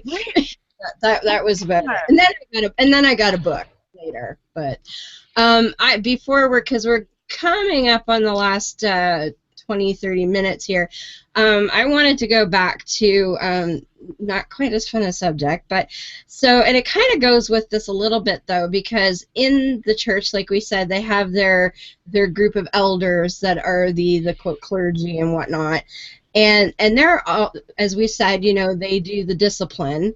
So the problem that we're having, that has been an ongoing problem with the Jehovah's Witnesses and other churches that are set up in this manner, is that when bad things happen, they get covered up because, oh no, we don't want anyone else to deal with it. So for the Jehovah's Witnesses, I know, Phil, it's internal discipline is supposed to come before anything else, correct? Yeah, so they generally do want to keep everything in-house as much as possible. Yes. So where this has been an issue, and it's probably been ongoing for quite a while, because let's face it, our friends the Catholics set a really good precedent, is child molestation. And there's been instances coming to light all over the place, and as we were talking about, there's been a major one in California, and there was a recent ruling. I don't know if you wanted to talk about that a little bit, Phil, or... Yeah, so part of the issue, if I'm following it right, because it's not something that I'm super well informed about, but they did at one point collect a lot of information on people who were accused of molesting children, all like throughout the United States. And they apparently have this massive database of different child sexual abuse complaints, which they've so far successfully kept secret. And, yes. And so like the courts have proof that this database exists. They have the letters requesting the information and the whole procedure on how to provide the information to the head office in Brooklyn. And they absolutely refuse to release any of that information. And the most recent ruling had to do with the court ordered the Watchtower Society to turn over certain documents, which they flat out refused. and they are giving them a penalty of $4,000 per day until they produce these documents. Yeah.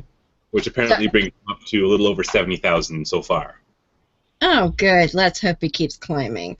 And, Yeah. and basically, so they've amassed this database themselves, but now, and now I know you wouldn't have any personal knowledge of it, but just judging on your own experience, what do you think they were doing with this information, if anything? Well, they're trying to cover their own backsides is Right. what they're most interested in doing. Basically, they want to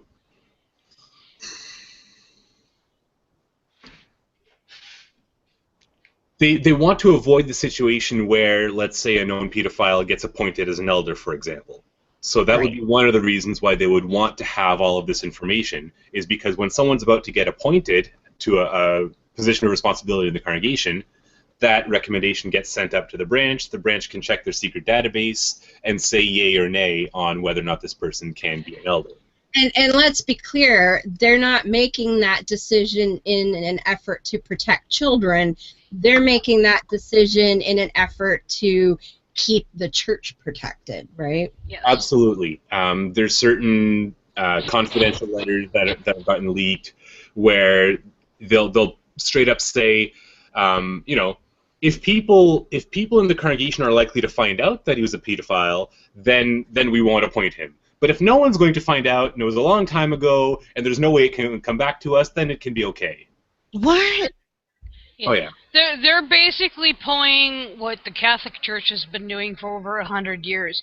The problem is the Catholic Church's situation has basically taken over the news, but as I've noted numerous times in my blog, that the whole pedophilia issue is not just a Catholic issue, and not only are the JWs fighting it here in the States, they are also fighting it in Australia. Yes. This is huge. And it probably, from what I've read, is bigger than the Catholic Church issue. And where the Catholic Church is trying to protect the church as a whole and the individual priest, the Jehovah Witnesses are doing the exact identical thing. They don't give two rats' ass about the children. In order to even file a complaint, they have to have 3 witnesses, or they will not even take it seriously. So basically, if somebody else did not witness the abuse occurring, it didn't happen. Yeah. Wow. At least the Catholic Church has now come to accept that these abuses may have happened. Jehovah's Witness will not. And if you file a complaint and don't have people that will vouch for it, they totally ignore it. They literally bury it. So there's no consequences whatsoever. No, and they and I might be wrong, but if I remember correctly, there's also an issue with the Navajo Nation. Oh boy. With pedophilia and their proselytizing. It's huge. It's actually bigger than the Catholic Church, in my opinion. Well, and so, like, let's get this straight. If you, let's say you have sex with your girlfriend before you get married, you're going to get disfellowship. Do these fuckers get disfellowshipped? Or is it like, oh, sorry, let you just go over here and don't talk about it? Like, is that... That's exactly what happens. It really depends on the circumstances.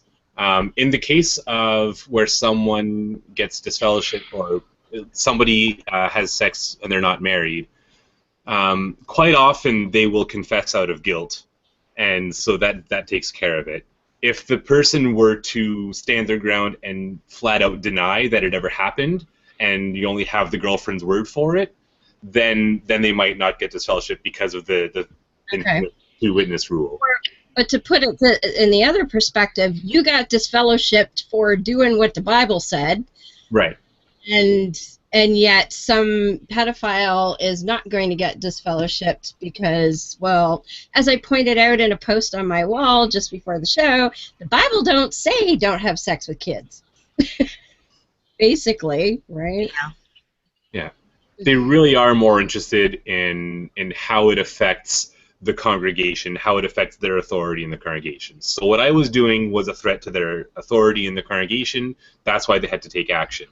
When there's a case of child sexual abuse, the main threat to the congregation is what would happen if other people found out. Whether or not the person gets disfellowshipped to them is a secondary matter. Protecting the congregation's reputation is their priority. Wow. So, and there's no provision for anything with the children at all. I've seen, I've read a couple of stories of ex-Jehovah Witness women who were assaulted and later came forward, and there was no, like, they are treated like pariahs. Yes. Because they dared to sully the name of the church. Because when they come out and say, brother so-and-so molested me and the church didn't do anything, they don't care that that person suffered. It's, well, you spoke out against the church and Jehovah. Because one thing I noticed in, especially watching those videos from the conference, is the main theme in the faith is loyalty to Jehovah. So loyalty, loyalty, loyalty, loyalty. Yes. And it's like drummed in. And for those of you who may not know, Jehovah Witnesses, they have, what, 1 or 2 conventions a year? 3 really, but there's the one 3-day convention in the summer that's the main event. Right. So and it's basically they all converge and, you know, talk about Jehovah Witnessy stuff. But they've started producing these videos that are being played at these conferences, and that's where we were talking about the guy watching stuff on his phone that was getting him all excited and things like that. And so these are videos that are supposed to, you know, counsel witnesses on how to deal with certain things, and that's what you hear in these videos over and over and over and over again is loyalty, loyalty, loyalty, loyalty into Jehovah.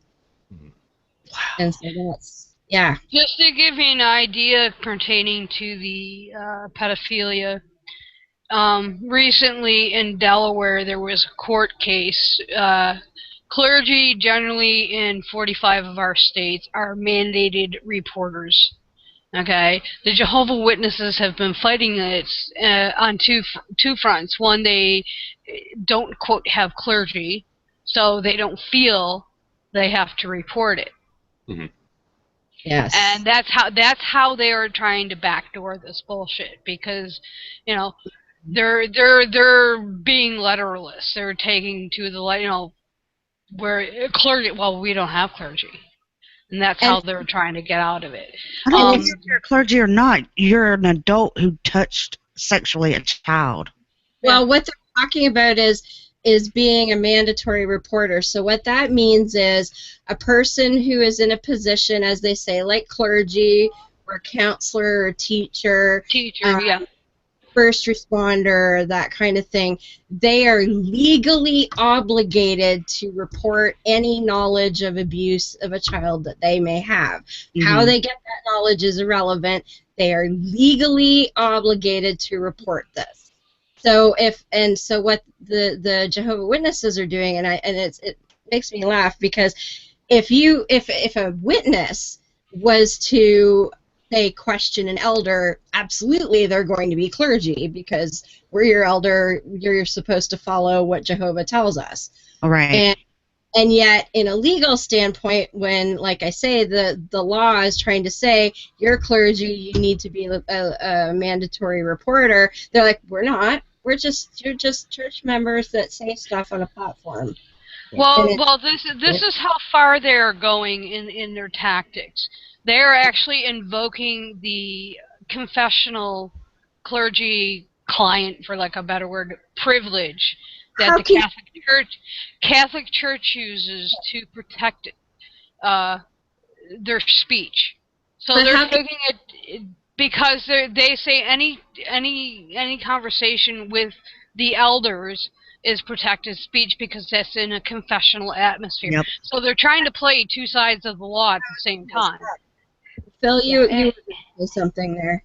Yeah, I was just going to say, if you look at the instructions that the elders are given to follow in these types of cases, whenever it comes to child sexual abuse, first step for them is call the branch office of the Watchtower Society and find out from them what you're supposed to do. And so what the branch office would do is they'll check with their legal team and find out whether or not, or determine or decide whether or not they're actually legally required to report it.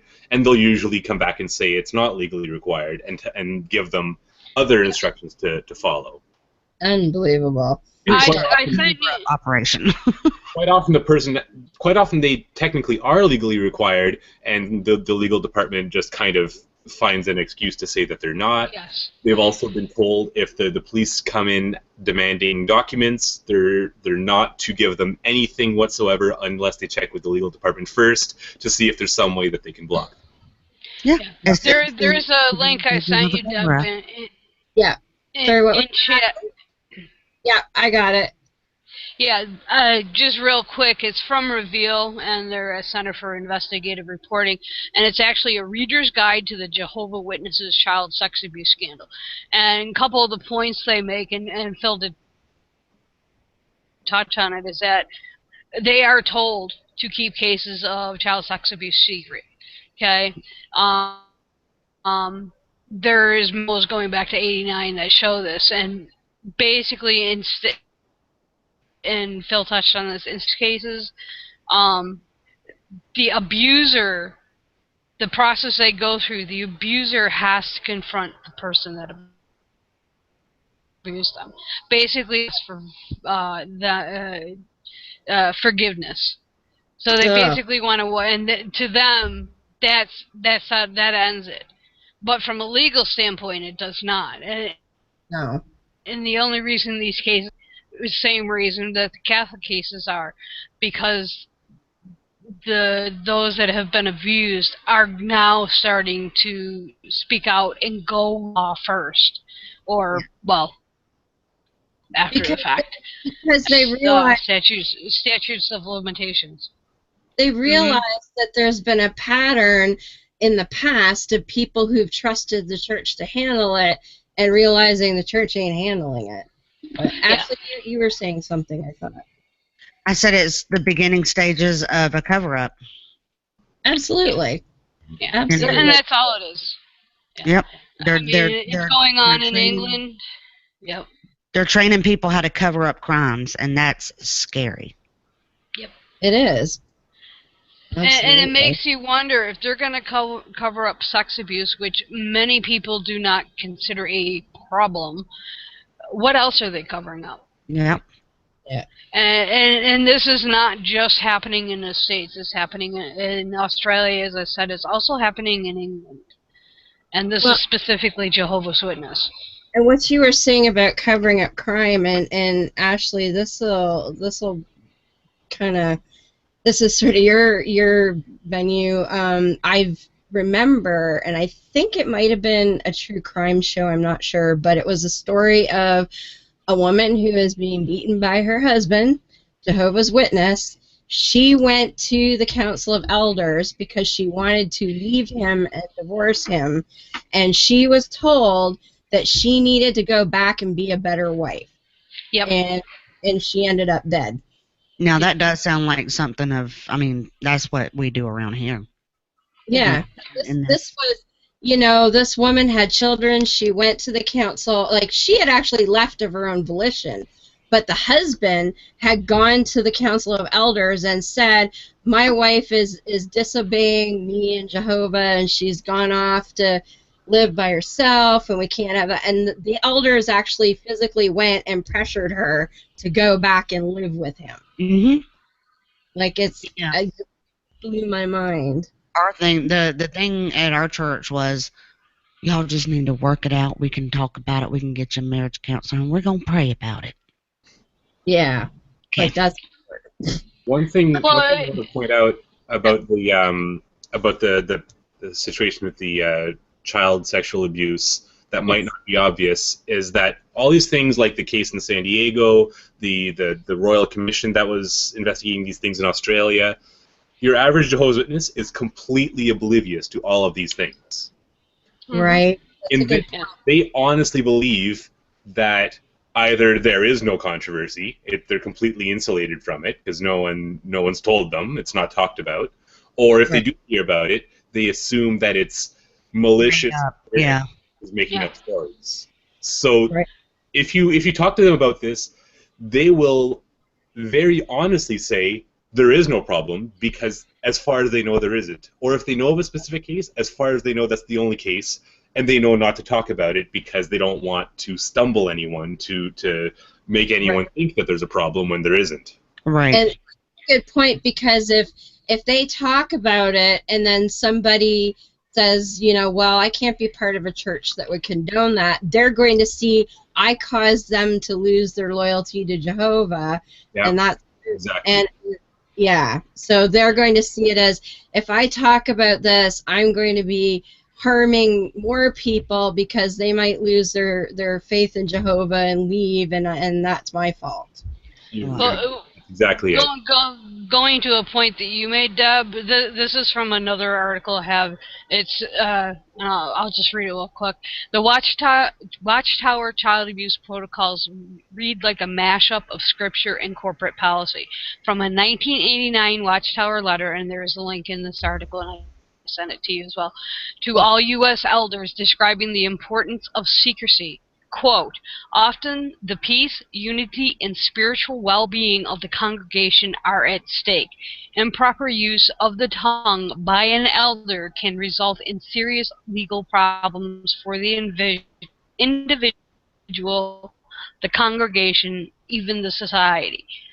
According to Watchtower policies, when an elder receives a report of child abuse by a member of the congregation, he is not to take action against the accused unless, and I stand corrected, there are 2 witnesses to the crime. I was thinking it was 3. Well, the policy comes from Deuteronomy 19:15, which states, no single witness should rise up against a man respecting any error or sin. At the mouth of 2 witnesses or at the mouth of 3 witnesses, the matter should stand good.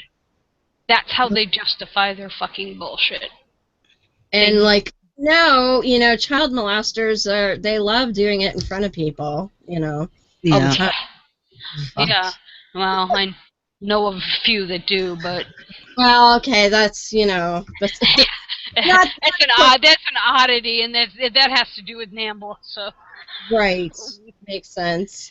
A fascinating point on that, on the that 2-witness rule. When they were being investigated by the Australian Royal Commission, the lawyers in that commission were absolutely on point. I was blown away because they actually managed to force one of the members of the governing body to testify. And when they were questioning him about this 2-witness rule, the lawyer was able to point out an example in, it might have been in Leviticus or Numbers, of a situation where, you know, a certain kind of incident occurs. It was, I think it was something to do with sexual assault, the laws on sexual assault in Israel, and basically there was a circumstance where the assaulter would be stoned to death, but the only witness was the person that he had abused. So he's saying, well, doesn't this contradict your universal 2-witness rule? Here's a very specific example of a law where it specifically says, this is the person complaining.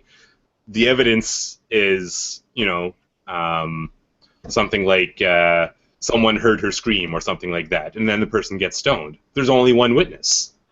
Yeah. So why does it work for that, but not for child abuse? Yeah. And he kind of deflected the question and wouldn't acknowledge the fact that that was a perfectly good counterexample. Well, of course, you can't have that. Jesus.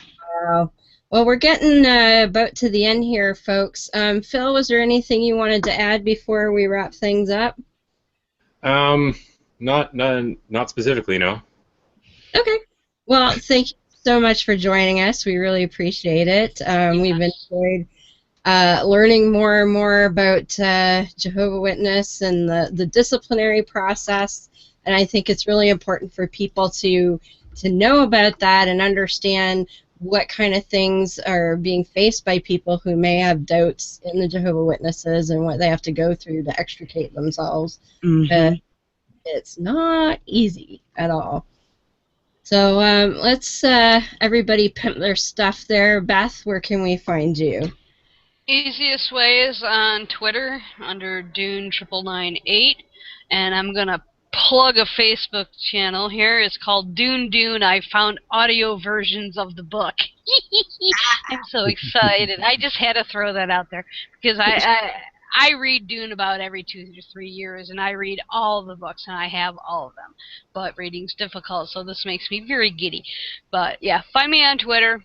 That connects to my blog, which is Havoc and Chaos, and also to Facebook. And you want to use Beth A. Hambridge. You minus the A, you're going to get my very boring vanilla page that I don't post to.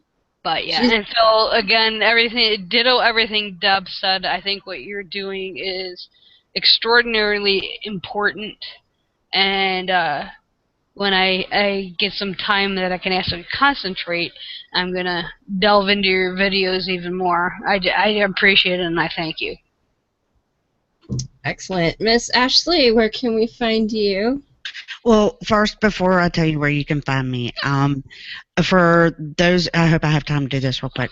For those of you that don't know, Bobby has had some serious finger issues, and I know that just sounded really funny. But it's a different kind of equipment issue than usual. Yeah, different type of equipment issue. He went for the test results. We thought everything was fine. Matter of fact, he was going to the doctor's office to hopefully go back to work. Well, the doctor told him that pretty much he had cancer in his finger, but he wanted to get the results of a second opinion from a second pathologist. And so now we are waiting for the test results. But that's just a small lead up to what I wanted to say. I have to say that this community is so freaking awesome. Bobby and I started a GoFundMe page on Friday. I mean, we actually kind of stressed out all week long because we were like, we don't want to do this. We don't want to do this because we just don't do that. If we're going to set up a GoFundMe, we want it to be raised for, other people. Not once did we think that we would ever have to be put in that position, but we are in that position, and this community took their arms and they wrapped them completely around us, and we had a goal of 5,000. The GoFundMe is at 5715. So I want to say thank you to everybody who donated, everybody who shared, everybody played a role in this, and I cannot thank y'all enough. We now have enough money to cover the bills, and the bills hopefully for another month. So I cannot thank y'all enough. That is a huge burden lifted off of me and Bobby. So now we can focus on actually getting him better. Absolutely. So Ramen. That's right. I speak from experience. But I can be found here, of course, Monday nights at 9:30 when I'm not, taking care of Fingerless over there. And I can be found on No Religion Required every Sunday night at 7 p.m. Eastern Standard Time on Spreaker. And Lucifer's Ladies is on a hiatus right now until things calm down. So we will be back. It's just going to be a little bit longer before we get back. That's fine. I mean, 2 shows on a bunch of stuff is enough. When you got a bit going on. So awesome, thank you. And Phil, please tell everyone about your fabulous YouTube channel and anything else that you might be doing. Right, so I just recently started my channel, which you can find by the name of The Unlearned. Started off, the first thing posted on there is the Judicial Committee hidden camera videos that we were talking about, and I've also posted a couple other videos since then, telling a bit about my story and trying to share my perspective on Jehovah's Witnesses to try to help people better understand the mindset and the culture and the reasons they do the things that they do and the reasons they think the way that they think. So I'm going to be posting a couple more videos, but life happens, so I try to post once or twice a week if everything goes well. That's all right. I mean, you don't need to be on a schedule necessarily, but But yeah, just um, know that it's coming. oh, it's good stuff. Like I said, you talked about how you arrived at your unbelief and what that journey was like, and other things to do with Jehovah Witnesses. I found it very informative. Like I said, Mormonism I made like my pet project for several years online. So I'm just kind of now getting to that stage with the Jehovah Witnesses. So it's been very, very useful. I'm very appreciate all the work that you do with that. Thank So, you. of course, oh, you're very welcome, and thank you again for joining us. Ramen. And yes, ramen. Now, of course, you can also find me Sunday mornings at 12:05 a.m. at Holy Crap the Vlogcast, holycrapthevlogcast.com, also YouTube channel. It's anywhere from 6 to 8 of us every week talking about whatever the hell we end up talking about, depending on what Shujin ends up talking about. But it's a good little panel show. We're international. What, 4 countries represented, I believe. Yes, regularly 4 countries. We get the odd Australian in there when we can manage to get one from the future, but that hasn't been for a while. So, holy crap, the vlogcast. And also, like I said, due to the generosity of our friend Along Black Cock, we also want to make sure. Yes, I know, Phil. he likes us to say it. So, hi, Along. Along was a long black cock. Who was that? That's our friend Mike. Oh, I just wanted to hear you say it again. Oh, Long Black Cock, yes. And poor guy, he had it on his Facebook again, and somebody reported him again last week. So he's had to go back to his mundane Was he name. in jail again? No, he didn't get put in jail, but he had to change his name back again.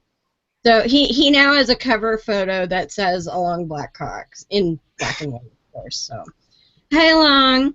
But anyway, he would very much like us to talk about the Taylor Scholarship, which is part of the Whitefields Educational Foundation. They're out of Utah, and they provide counseling for people who are leaving religion. In Utah, it's going to be mostly Mormons, but they do get the occasional other denomination. And the Taylor Scholarship provides funds for those who can't afford to pay for any counseling at all, because there are people that, and especially in Utah, if you say you don't believe in Mormonism, you have a good chance of losing your home and your family and your community as well, and jobs, because a good chunk of Utah is Mormons. So if you leave Mormonism, you could get fired. So so there are people out there that can't afford anything to get counseling, and they really, really need it. So the Taylor Scholarship provides funds for those who need the counseling and don't have the money. So please take a look if you feel like you want to support a good cause. It's whitefieldseducational.org/My Book of Mormon podcast, because they're David Michaels, the guy who set this up. And anybody who didn't know, David Michaels actually had to retire from podcasting due to real-life obligations. We're sad to see him go, but he started a really good thing here. So that's the Whitefields Educational Foundation and the Taylor Scholarship. Other than that, we do have a Patreon, Beyond the Trailer Park. If you feel like you want to throw us some money, we'll pimp something for you too. We're more than happy to do that. So take a look if you feel like you want to throw some money our way as well. Other than that, I think that does it for this week. We'll be back next week. And I'm going to say Bobby C. and I are going to get together, and I want to bring this show live on Spreaker instead of updating after we do our live thing on YouTube. So we'll see what we can come up with. I'm not going to guarantee next week yet, but we'll see what we can come up with. So until next week, we will leave you, as always, with our good friend Dave Foda and his humanist creed, and we'll see you back here next Monday. I know the truth and power of reason and of rational thinking, and I will use them to my advantage. I know the truth and power of educating myself and of expanding my intellectual boundaries, and I will educate myself. I know the truth and power of vanquishing ignorance, and I will do so whenever the opportunity presents itself. I know the truth and power of morality without supervision, and of true and accurate righteousness. I know the truth and power of obliterating tyranny, be it intellectual, emotional, or philosophical, and will work toward that goal whenever and however possible. I know the truth and power of human ingenuity. I know the truth and power of human compassion, and I will be mindful of the welfare of others. I know the truth and power of equality and fairness for all living things. I know the truth and power of the importance of our families, our friends, and our fellow men and women. I know the truth and power of human stewardship of our lands, our waters, and our skies, and I will try to act to preserve our environment. I know the truth and power of the sciences of mathematics, of physics, and of chemistry, and of the important role of these disciplines in understanding the workings of this cosmos. I know the truth and power of the rejection of all notions or beliefs that reside in the supernatural or the superstitious, and of those notions or beliefs that we are not supposed to be able to explain. And I know that these rejections are necessary for humankind's survival. I am a human being with a free mind, liberated from irrational influence and from unreasonable dogma.